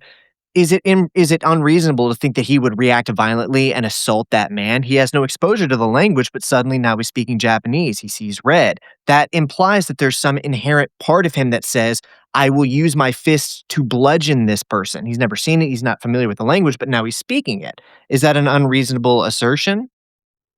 I mean, it's a great question. Of course, it's complete theoretical. And I don't, my temptation is to mildly weasel out of it by saying, but you see, if he's peaceful parented, then he'll be great at negotiating. His wife would be very happy with him and blah, blah, blah, blah, blah. But let's just say, for whatever reason, he comes home and his wife's banging some other guy. Now, let me ask you this. If he was raised in a situation of extreme violence, where all problems were solved with violence and aggression, would he be more likely than a peacefully parented man to beat up the guy banging his wife? I would say absolutely. Yeah, I think I think that to argue that would be false. So if we say there's a lower chance, I would say it's probably 80 to 90% likely he's going to beat up the guy banging his wife, maybe beat up his wife or whatever. Maybe it's a 2 to 5% chance if he's peacefully parented or something like that, right? So it still overall reduces significantly the amount of violence, probably to similar degrees of smoking and asbestos with lung cancer. Sorry, go ahead.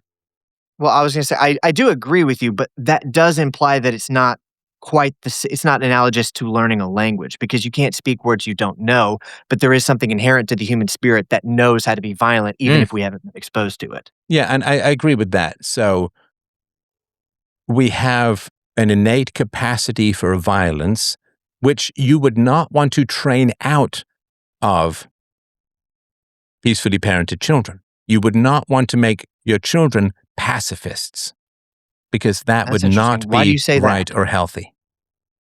So you think that that small shred of violence shouldn't be trained out of them? Why do you God, say? no. I'm genuinely curious. Why do you Gosh, say no. that? Well, let me ask you, have you ever been in a situation where you were threatened as an adult or were in danger of physical violence? Yeah. I have been too, right?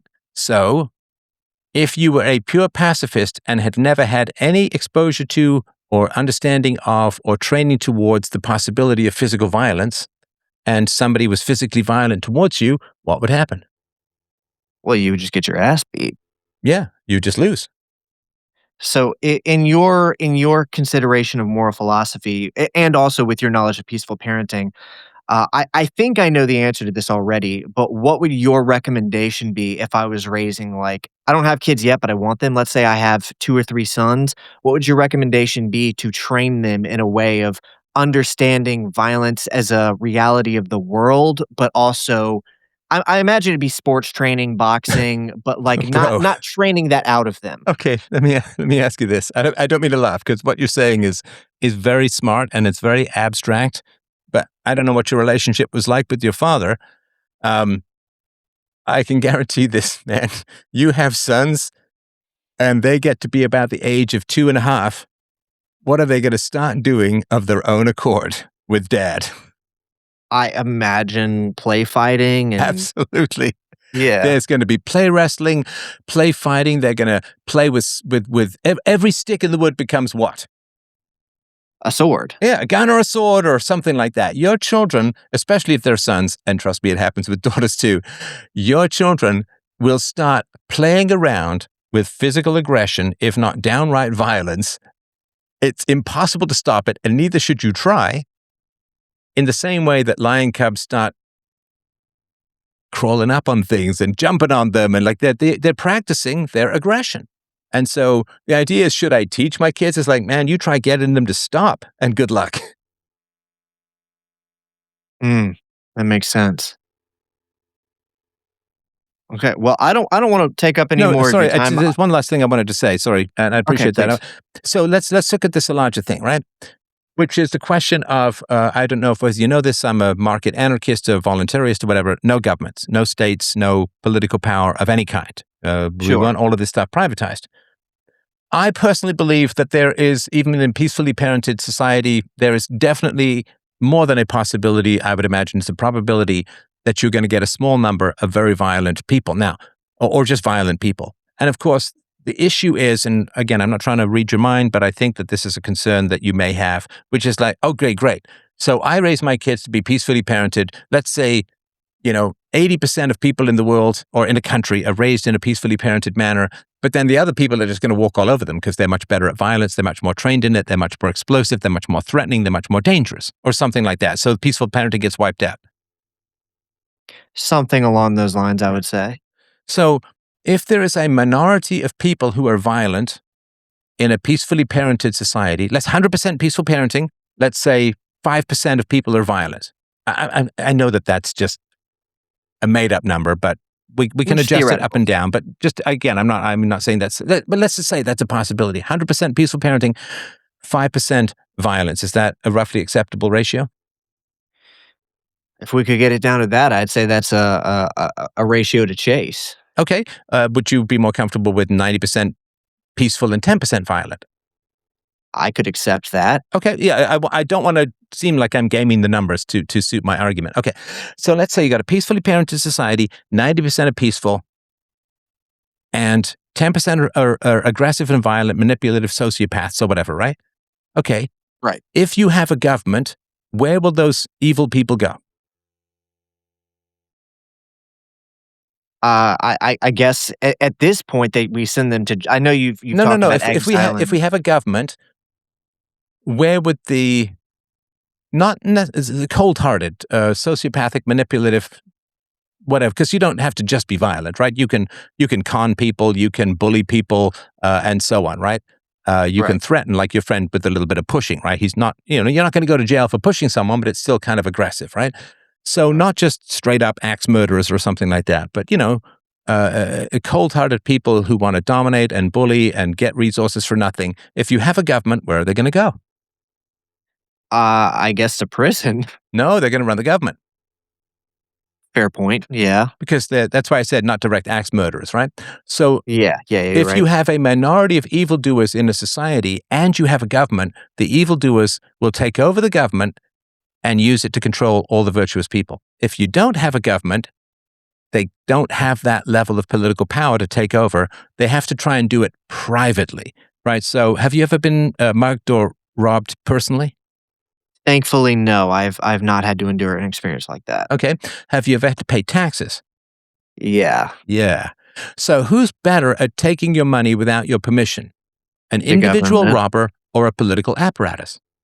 It's unquestionable. The government is better. Because with an individual robber, you can fight back. You can run away. You can go and get your friends and go and get the money back. You can go and call the police, right? So there's lots of things you can do with private violent people. But when you combine violent people with the power of the state, they'll throw some of the people in jail for sure, but they will take over the state. And the lower the percentage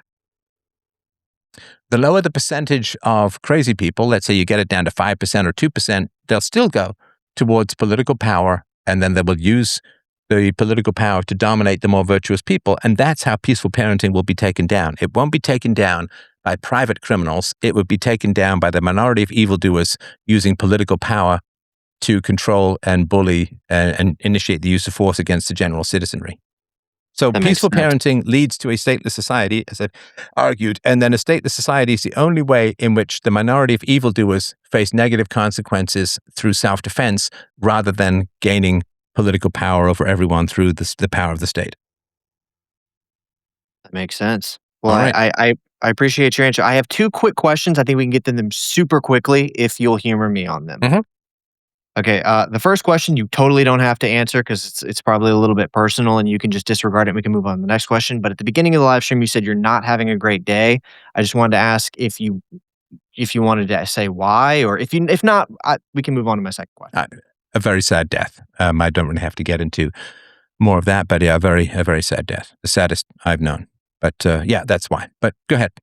Okay, I'm sorry to hear that. Thank you. I offer my condolences. The second question is a little bit. This is really just a fun question. I hope you'll humor me with because I'm not asking you to debate with me, but to debate with yourself.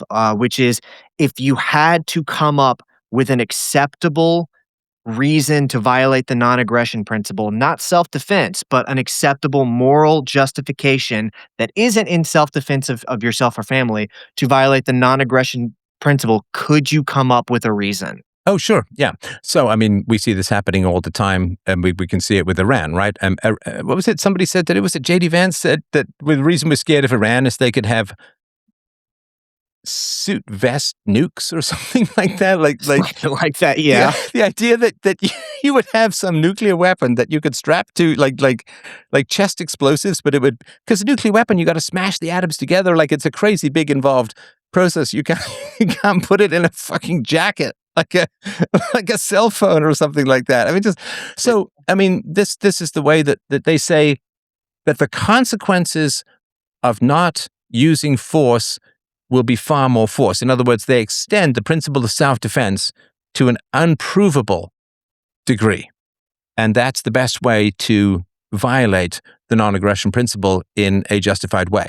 You're a pretty young guy. Of course, you were very young.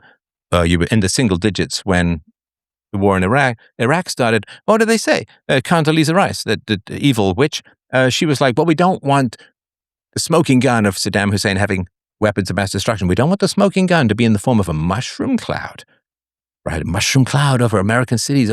You're all going to die unless we go and invade this country. So if anybody wanted to violate the non-aggression principle in the most believable way, they would simply, and this is the purpose of propaganda, make up a threat so dire that all actions to prevent it would be considered reasonable outside of sheer self-destruction. I mean, they did this with global warming, and the consequence of global warming will be the extinction of all life on Earth. So you can't complain about a carbon tax because a carbon tax is better than the extinction of all life on Earth, or you're all underwater, or whatever it is, right? Or, Right. the day after you end up, all of the Americans end up going to the sanctuary of Mexico. Crazy stuff. But yeah, so you would simply create a threat so deadly and amorphous that it would justify striking everyone first, right? I mean, this is what cult leaders do all the time with regards to sex. It seems to be sex. Like, whatever cult it is, the god apparently demands that your wife has to sleep with me. Like, that's just the way that it is. Don't blame me, man. Don't shoot the messenger. Or terrible things will happen. Or we secure paradise if your wife sleeps with me. So you simply, you escalate either the benefits or the punishments in order to justify violations of the non-aggression principle. If we just do this bad thing, we can achieve paradise, right? That's the Raskolnikov argument from Crime and Punishment. Or if we don't do this bad thing, then massive disaster far in excess of this bad thing will occur, and therefore it's justified. Does that make sense? Yeah. So you're saying because obviously none of those instances you named were real, but you're Sure. saying if an instance of that magnitude was real, that could justify a valid reason to violate the non-aggression. Well, no, you were asking for an invalid reason, because if it's valid, then it's not a made-up argument. You were asking about the best way to justify a violation of the non-aggression principle, or the best way to sell, or the best way to argue for a violation of the non-aggression principle, and it would be to create massive cascading damage that, you take some woman, high at some Burning Man festival, and you say, if you don't have sex with me, the world will end. And she's like, well, I don't want the world to end, right? So that would be a way of verbal con rape or something like that, if that makes sense. That was my fault. What I meant was, is there a way you could argue with yourself in a way that is a valid reason to violate the non-aggression principle? No, because if you're violating the non-aggression principle, it couldn't be valid. It would be like saying, could you argue for justified rape? Well, if it's justified, it's not rape. Right? If it's justified by she gave consent, that it's not rape. If it's rape, it's unjustified. So you're asking me to create a square circle, which is something that is both moral and unjustified, when the definition of morality is actions which are justified. I'm satisfied with that answer. All right. Thanks, man. More. I got a couple more you. callers. Thank you for great questions and comments. I appreciate the distraction from the doom of the day. All right. We've got Alberenth. I'm going to squint through my pushing 60 grainy pixel vision VGA eyeballs. Actually, I've got Vic 20 vision now. All right. What's on your mind, my friend, if you want to unmute? Hi, Stefan. Thanks for taking the time to talk to us today, even though you're having a bad day, apparently. Sorry about that. It helps, so go ahead. Cheers. Stefan, sorry if this question is a little facile. I'll excuse myself by saying I have not read your 2 books on anarchy. So if the answer is there, I will be fully happy for you to tell me just go read those books, and I will. But may I just give you a hypothetical scenario, and maybe you can analyze the ethics of this financial practice, if that's okay. So I want you to imagine a town of, I don't know, 10,000 people with 3 liquor stores. Let's say one of these liquor stores is established for 50, 60 years. It's running a successful business. It has cash reserves and so on and so forth. Let's say a new guy sets up shop, takes some loans, and is trying to compete with this guy and maybe a second liquor store that might be around. Now, the first guy, because he has the capital, might choose to say, I'm going to put everything on a 50% discount for an indefinite amount of period, or for as long as my cash is going to allow me to do so. And he's just selling at a discount, or maybe even selling at a loss, for the sole purpose of suffocating the new guy who is probably in no position to take on even more debt to be able to match this guy's prices. And the new guy has to declare bankruptcy or whatever and goes on. Now, I don't know if this situation, even hypothetically, has some holes that you want to point out to. I haven't really been a business owner, so I apologize again for any aspects that I'm not paying attention to. The best business I've ever had was running 200 chickens and selling some eggs. So, but how would you diagnose this? Is it moral for the first guy? How does NAP blend into this? And what does the free market have to say about this? Thank you. Yeah, it's a good question for those of you who've not been around in economics. It's a common question, which, look, doesn't mean that it's not valuable. It's common because it's an important question. So I appreciate you bringing it up. So, with regards to analyzing whether it's moral or immoral, the store owner, we'll call him Bob, the guy who's got the established store, and we're going to say Doug is the guy coming in trying to open up a liquor store. So Bob, if he is selling at a loss, is that initiating the use of force? I don't think so. It shouldn't be that complicated, because otherwise we can't have a legal system, because everything's very subtle and complicated. If he chooses to cut the price of his liquor by 50% and is losing $10,000 a week, is he initiating the use of force? No. Is he defrauding anyone? No. So it's fine. Now, if he lowers the price of his liquor, there's only a certain amount of time that he can last, right? True.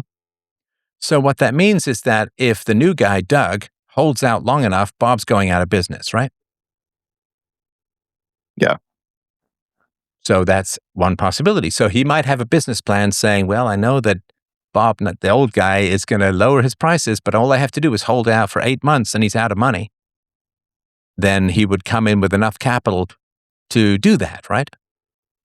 And then what he would also do, if I were in Doug's shoes and coming into the new store, is he would go around the town and he would hand out pamphlets, or he would talk to people, or he would go on the local radio or something like that. And he would say something like the following: listen, it may seem like a good deal, what Bob's doing right now. Liquor is half price, but I know for a fact, because I've been in this business for a long time, that he's losing about $10,000 a month. And he only has $80,000 in savings, so after 8 months, he's out of money and he has to declare bankruptcy. Now, let's say he runs me out of town after 6 months. So now he's $60,000 down. He's down to his last $20,000, and he needs to have that $60,000 back because he's got to cover unexpected expenses and he's got to cover long-term bills and so on. So, although the price of his liquor is lower now, what's going to happen is, over the next 6 to 12 months, he's going to have to make $60,000 extra. And not just go back to his old prices are going to have to be 50% higher to make up for them being 50% lower. And so while it's true, you'll get a bit of cheap money right now, a bit of cheap liquor right now, the liquor is going to be 50% more expensive in the future. And then possibly it'll settle back down, but you're not saving any money because he's just going to have to make up that money at the other end. And that would be important and he would also say that to lenders and say, look, I can get this guy to go out of business in 8 months. And then after that, I get the town. And I can also buy his liquor at a cut price, and I can also move in to his liquor store, which is already set up to be a liquor store. Therefore, I save a lot of money setting up the store, and people already know where it is. The advertising is already pointed to that. So there's ways to sort of get around this kind of stuff. It's one of these things that theoretically seems to happen in your mind, but there's actually not been a real instance of this happening as a whole. Because what happens is, I don't know if you've ever done this in Toronto and in other places. I know the one college in Spadina when I was younger, all of these computer stores were all open at the same time. And what you do if you needed some memory or you needed a hard drive or you needed a monitor, you would go walk up and down these stores, and there were like 20 of them clustered in like a 2-block radius. And they all liked to be there because they all enjoyed having a centralized place where everyone would come to buy their stuff because, they'd sell to someone, right? Now, you could say, but one of those stores would cut its prices crazy, but it never happened. It never happened for a variety of reasons, which we could get into in more detail. But it primarily is because it's a very risky strategy. It's a very risky strategy because what you're doing is you're putting yourself in the red. Now, most businesses operate at a 2 to 4% profit. I mean, it's like 2% in supermarkets, 3 to 4% for most corporations, which means if you're cutting your prices by 50%, man, you are bleeding like a stuck pig. And that's a really risky and stressful way to compete. Maybe it'll work. Maybe the other guy's got deeper pockets. Maybe he knows exactly how much you're losing because he's been in the liquor business as long as you have, just in another town, and he knows you can't sustain it for more than 6 to 8 months. And then if you lose, then you've lost everything. Your whole 30, 50, 60-year business is up in flames and you're toast. And so there's that. The other thing too, of course, is that if the prices are artificially high in town, like if the prices are a good price and you're meeting everyone's demand, people aren't going to open up a second liquor store. Because what's the point? I mean, people already have a place to buy liquor from. They're already happy with it. You can't really beat the person on price because liquor is whatever it is as a cost. He's also probably paid off the store or he's paid off his initial investment so he can, so then the customers are well served because that liquor is being sold at a reasonable level, at a reasonable volume, at a reasonable price.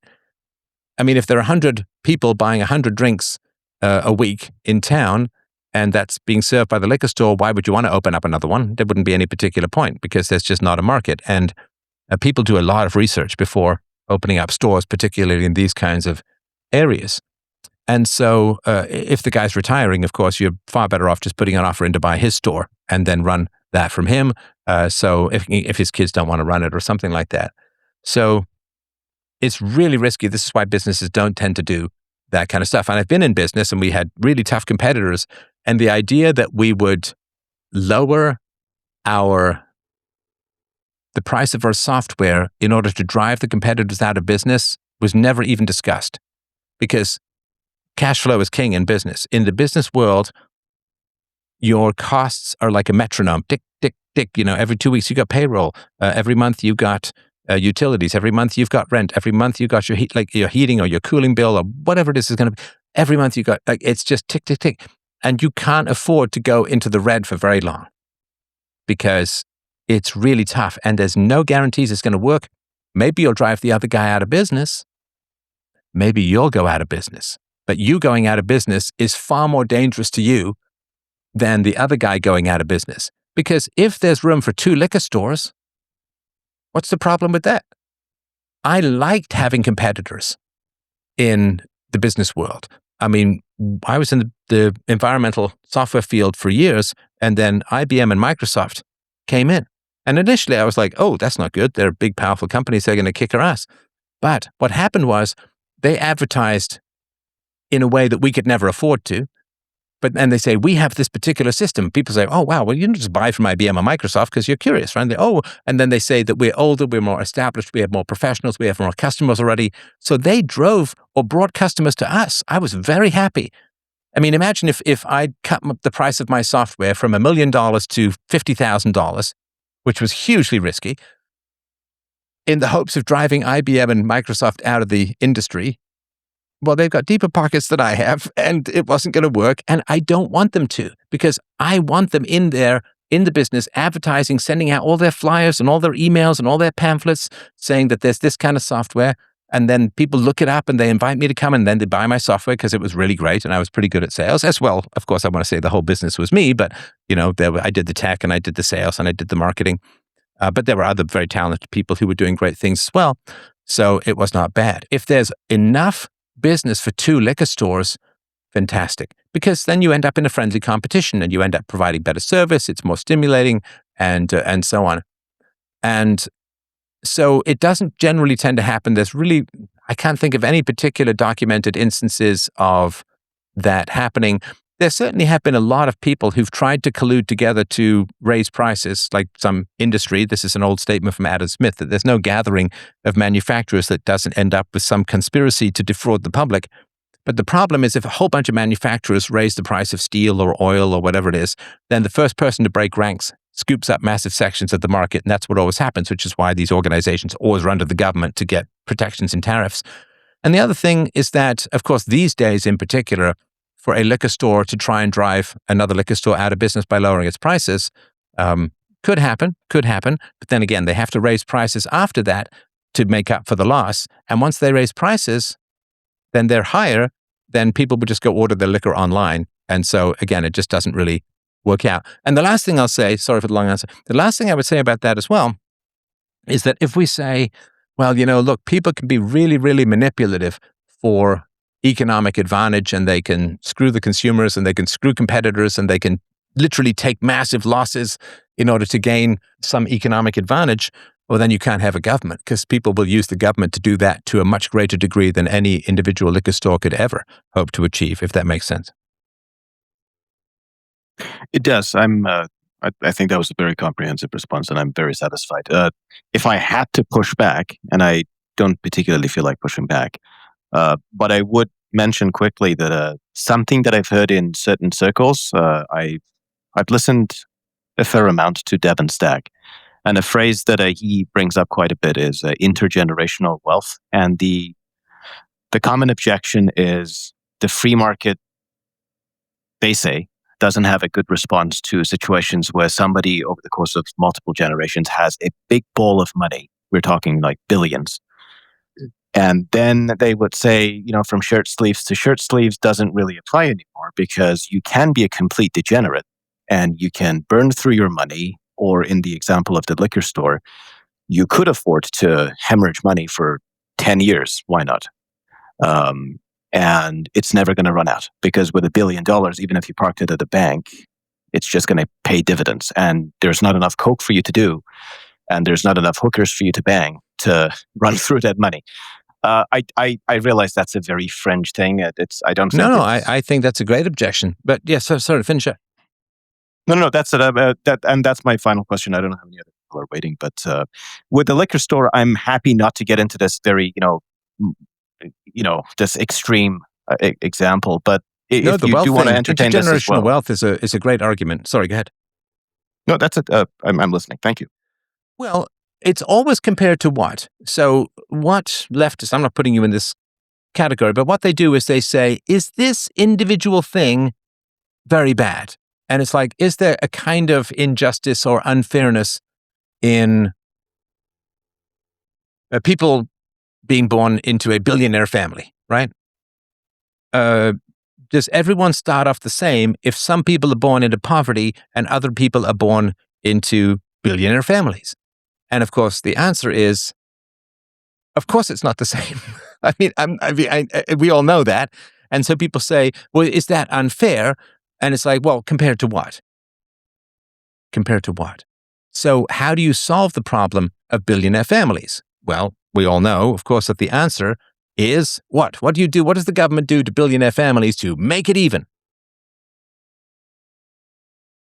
I don't know, some sort of a ladder type taxation. You don't keep past a certain amount of income, and then they just up and leave and say, screw you, I'll go to a country. They have a death tax, an inheritance tax, an estate tax, right? I don't know. How does that work exactly in the U.S. or Canada? I have no I idea. don't know. Obviously, I'm not an accountant or a lawyer or anything like that. But generally, we could just say, look, I mean, nobody needs $1 billion. You're fine with 100 million. So when you die, we're going to tax your estate at 90%. Then you still have $100 million. That's more than enough to live on, and it at least lowers some of the inequalities. And we'll use that money to help the poor and even the playing field and make it more fair, or something like that, right?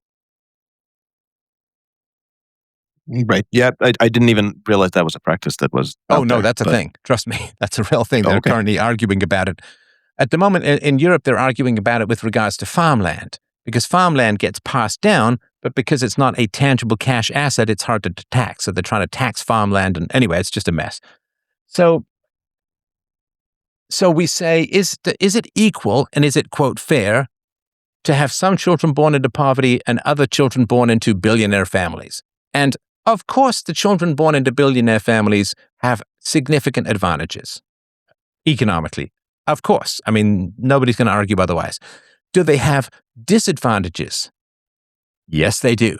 What are the disadvantages of being born into a billionaire family?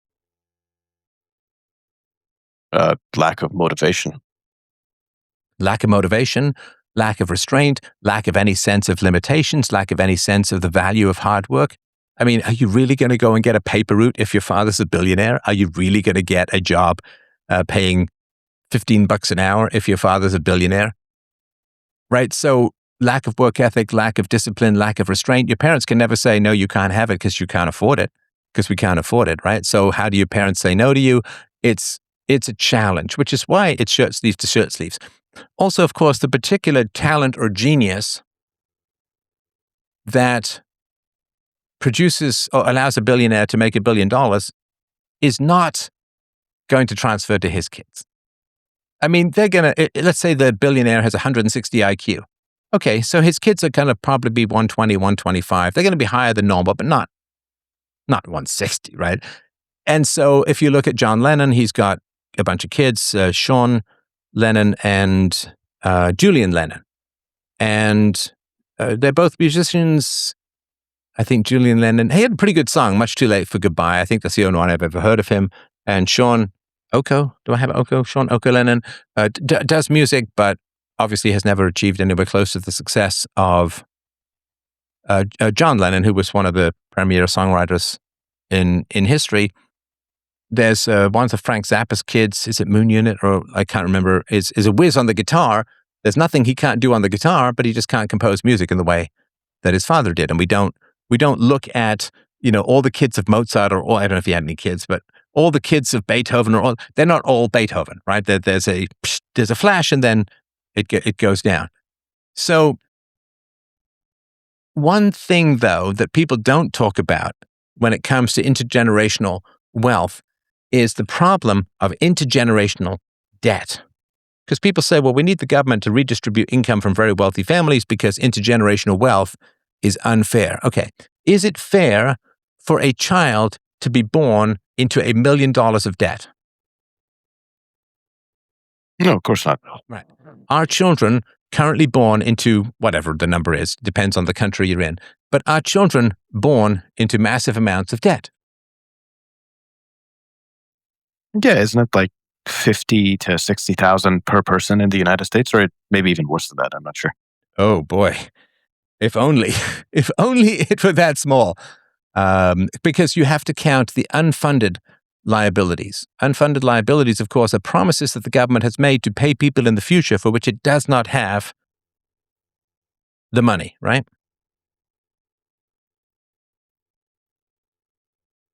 Government So we're talking debt, pensions and and unfunded liabilities that babies are born into.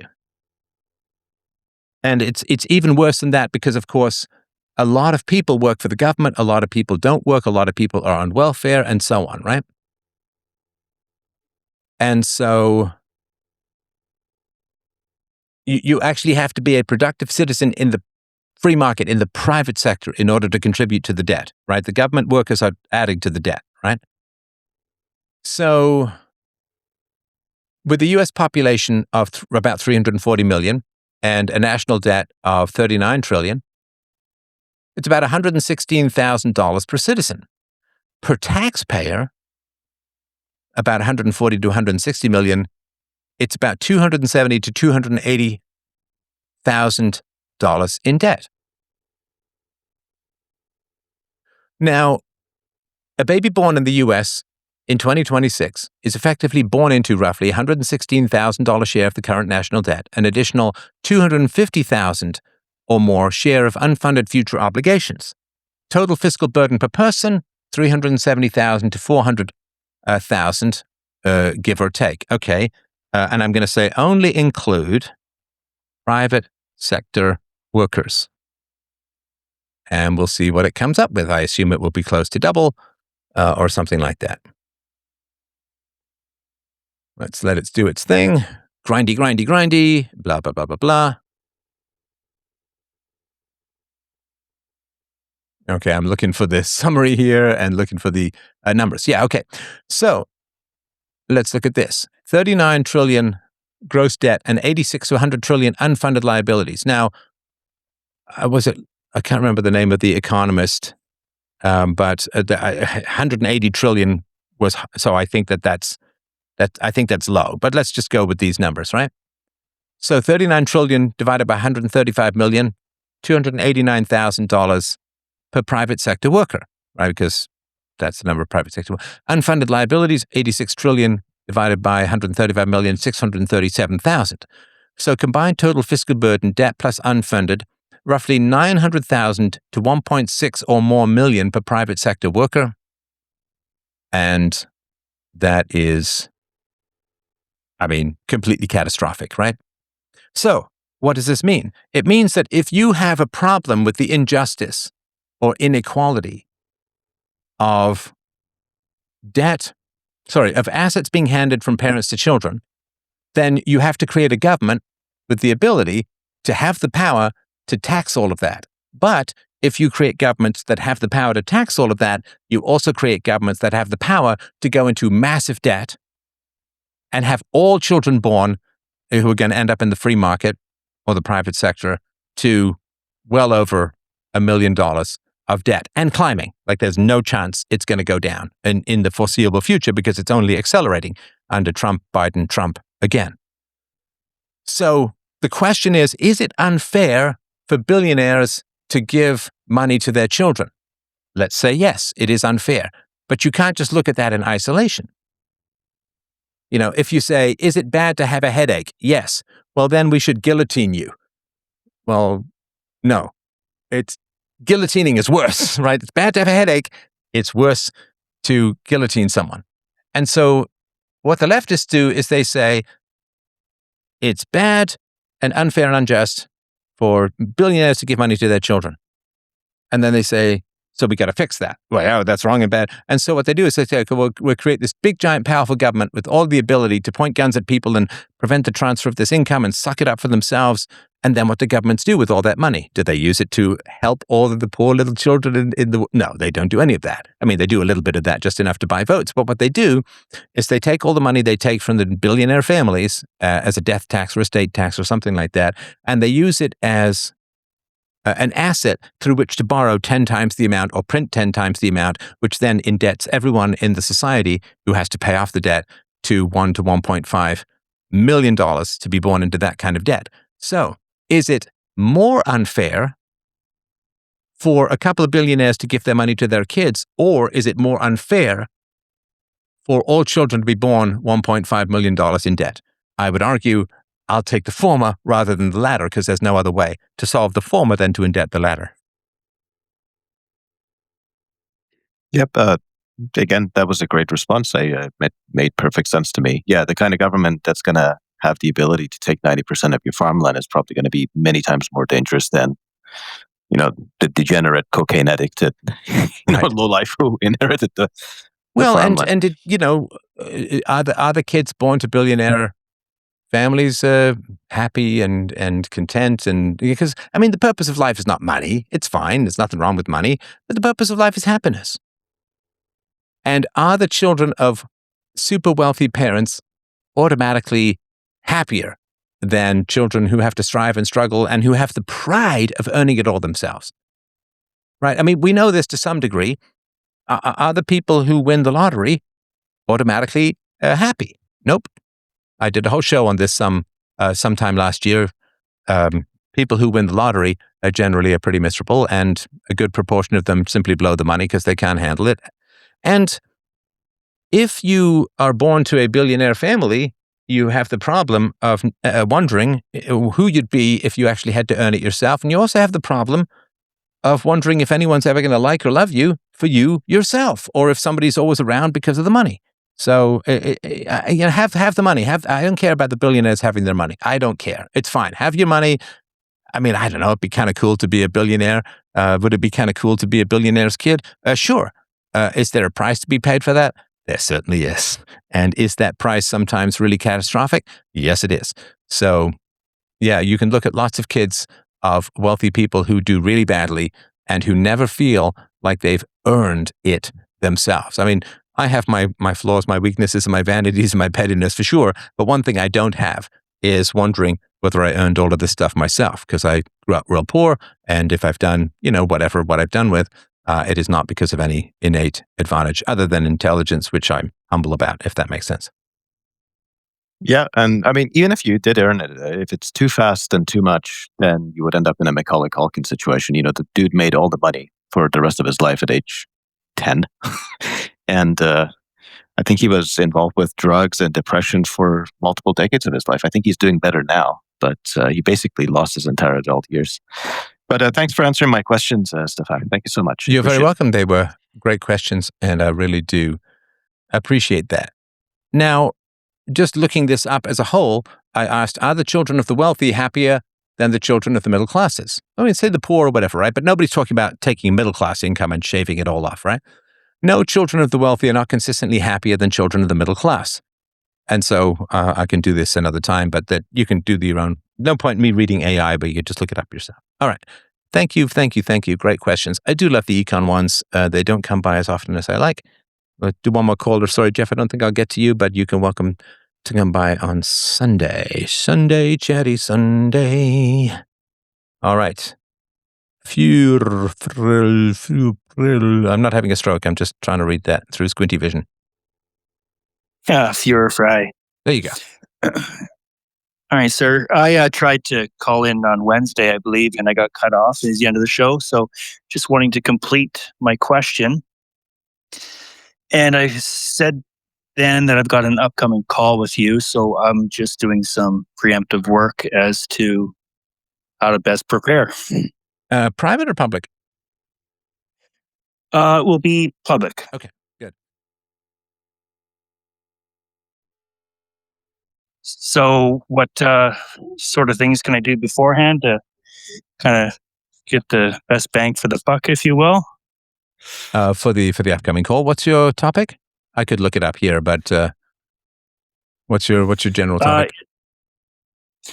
It's to do with self-hate, a lot of procrastination, and just to anger, as I prefer to do things for everyone else but myself. Oh, which makes you resentful too, right? Yeah. Yeah. I'm curious about this as a whole. Sorry, I just want to say I'm curious about this as a whole for people. I remember, oh gosh, this is probably 35 years ago. A friend of mine was having his first baby. And I spent a whole long weekend helping him clean up his house. It's kind of an instinct that you have when you have a baby. You just want to clean everything, right? It's just like a gut instinct that people have, like nesting for birds. And I remember spending the whole long weekend helping him clean up his place for the baby. We pulled out the fridge, pulled out the oven, everything, cleaned everything. The vents above the bathroom and like everywhere, right? And at the end of that, I mean, he said, "Hey man, thanks, blah, blah, blah." But I remember thinking that, and it was just a real gut instinct. It was one of the first times that I really began to think about this reciprocity stuff. And I'm like, you know what? When I have my first kid, whenever that is, I don't think this guy's going to spend a long weekend at all to come and clean up my place. maybe he'd drop by for a couple of hours, but then he'd be busy. He'd have something to, like, he wouldn't just do that. And reciprocity, I still puzzle about it. I still go back and forth. Reciprocity in relationships is a really fascinating question. How much do you give? What is the other person giving back? How do you measure it? Of course, there's times when it's more one person than the other. But if it's consistent, right, that you continually doing more things for the other person, like another friend of mine, the relationship kind of faded out. A relationship of God, a quarter century just kind of faded out because I moved beyond the reach of the bus system. And this is when my daughter was very little. And, we would drive for like an hour and a half or 2 hours to go visit this guy. And it was snowing. And, if you've got a baby, they're not super happy. My daughter never liked being in the car seat. And, we did that a couple of times. But then I'm like, he actually had access to a car. A free car, but I didn't think he even bothered to get his license or something like that. And it was just like, we always had to go there, even though it's a huge production. If you've ever had kids in a car and 2 hours of driving, snowstorms, it's horrible. And you get there and you're kind of tired and, annoyed and sometimes, and it's just not a great visit. And I was like, it would be nice if you could come visit us. Well, it's beyond the route of the bus and blah, blah, blah. It's like you got access to a car, but, then I'd have to pay the insurance. And it was just like, yes, but. So now I got to pay for the car and I got to pay for the insurance and and it was just like, where's the reciprocity here? Right? And it's important to look at your relationships and say, what have you done for me lately? Like, what is coming back to me? I show interest in you. What's coming back to me? Are you showing? Again, over time, there's times, one person's going through a difficult time and you pour resources, but hopefully then, when you're going through a difficult time, things come back. This question of reciprocity is really interesting. The relationships in my life that sustain are the ones with genuine care and reciprocity. But because I'm pretty good at helping people, that's kind of what I do, right? Because I'm pretty good at helping people, I can provide a lot of value in that way in a relationship. And then what happens is sometimes the more value you provide to people, the less they provide in return. If you're some rich kid and you're always paying for everything, the less people think about paying for you, right? A couple of times in my life, I've had meals with super wealthy people, and I've always insisted on paying the bill. Always. Always insisted on paying the bill because I don't want super rich people to be paying my bills because that's what happens all the time. And I don't want to have that to be part of any of that kind of conversation. So if it's something like you give a lot to people, and do you notice that they don't reciprocate, or is that part of your calculations?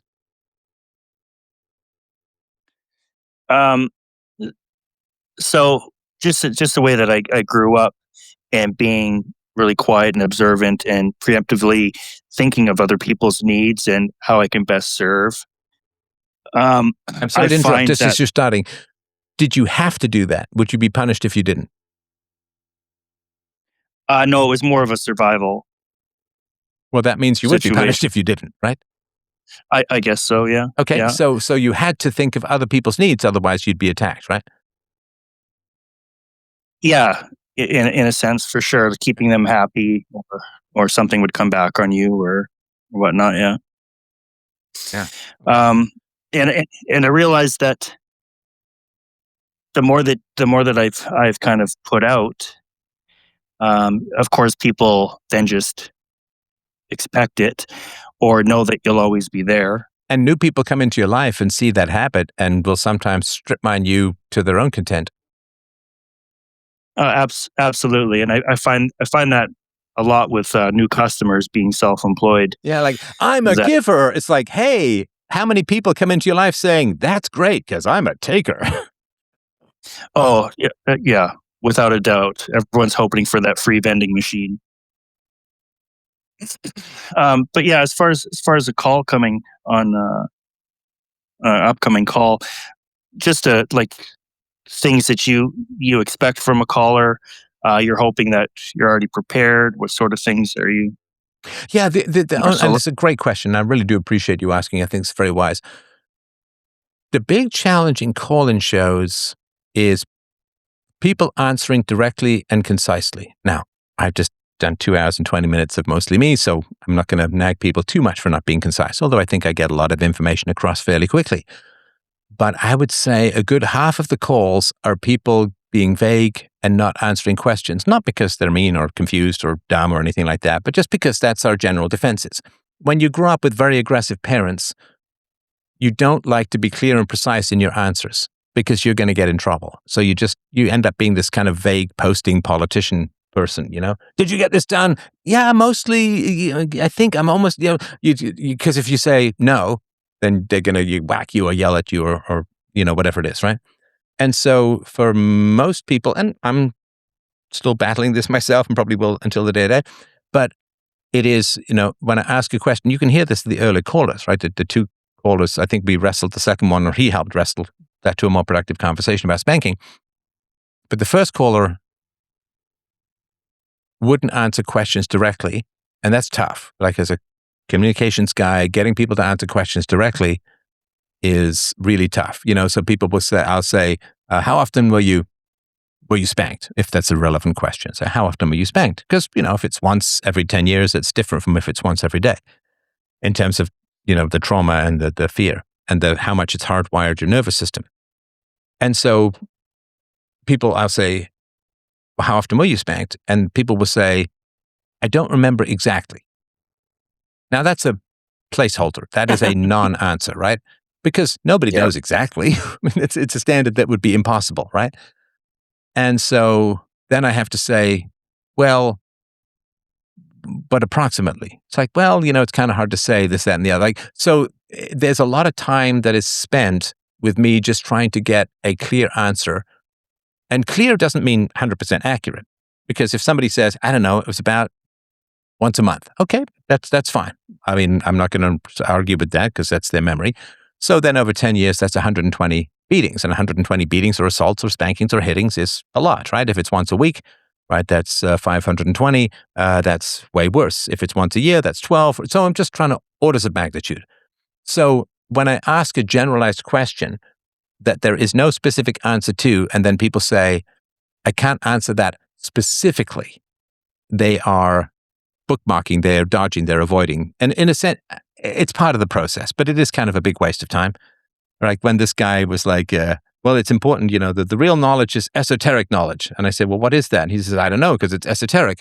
So he says, the real knowledge is things I don't know or knowledge, right? That's not helpful or useful or anything like that. So, the challenge is to know when a question is making you anxious. Take a deep breath and say, either give me the correct answer or the most accurate answer that you can, or say, you asked me that question, like how often was I hit? And I just feel this anxiety and this desire to just not answer. Fantastic. So people giving me placeholder answers that are dodgy, avoidant, and kind of gaslighting in a way, and not listening, a defensive answer, right? So if I say, what names did your mother call you? And they say, well, I can't think of all of them. It's like, yeah, of course, nobody can think of all of them, but just roughly. So there's a lot of that kind of back and forth, if that makes sense. And it's usually more efficient if you're asking what you can do to prepare, is just say, look, I'm going to ask you the most uncomfortable questions known to man. I imagine that there are like people in darkened rooms with a bald-headed, spotty-faced doll of me saying, okay, where did the free domain words hurt you on a doll, right? Show me on the doll where the free domain questions hurt you, because they will. They hurt you, they hurt me. But, there's the kind of hurt that I think does a lot of good. And so if something is startling or frightening or makes you feel anxious or whatever, either answer the question directly and overcome the anxiety, or say, I feel really anxious about this question. I don't know why. We can talk about that. But don't give me the vague answers, which are just kind of unconscious dodges, if that makes sense. Yeah, absolutely. I recently resubscribed monthly to you just to Thank get you. different input into my brain, because I listen to podcasts and whatnot for about 8 to 10 hours a day. Oh, and there's hundreds of fantastic podcasts in the premium section, like really super spicy stuff. It's outstanding, actually. And Thank you. It's well put together. And when I've completed one, there's a check mark, so I'm not constantly going through a list. And I commend you on. Oh my God, it's like pulling teeth from some of the call-ins. But people have to know how to do that too, and they also have to know when to abandon a conversation. So, sorry, go ahead. Yeah, no, absolutely, and it's quite a. It really kind of puts me in my place, and humbles me a bit in some of the things people have gone through. But at the same time, it's like, wow, I'm really not that bad. Well, that could be good too, because the big question is always compared to what, right? As compared to what? Absolutely. I just wanted to kind of get a feel for what would make it move quicker, sooner, and kind of get the most out of it. And I don't have a problem answering questions, that's for sure. We'll see. I certainly do sometimes. Okay. Well, I appreciate that. I'm going to stop here, and I look forward to our call. And sorry, Jeff, that we didn't get to you, but I will be back on the air Sunday morning, and I really appreciate that call because it's very helpful, not just for you, but for anyone who does the freedomain.call/thing. If you could prepare in that kind of way. Slap, can't believe we didn't hear from you. Always a pleasure. And we are going to see you on Sunday, freedomain.com/donate to help out the show. I know finances are tough, and obviously don't send anything in that you can't afford, but boy, philosophy could use your help. And freedomain.com/donate is the place to do it. Thanks a million, everyone. Lots of love. We'll talk to you soon. Bye.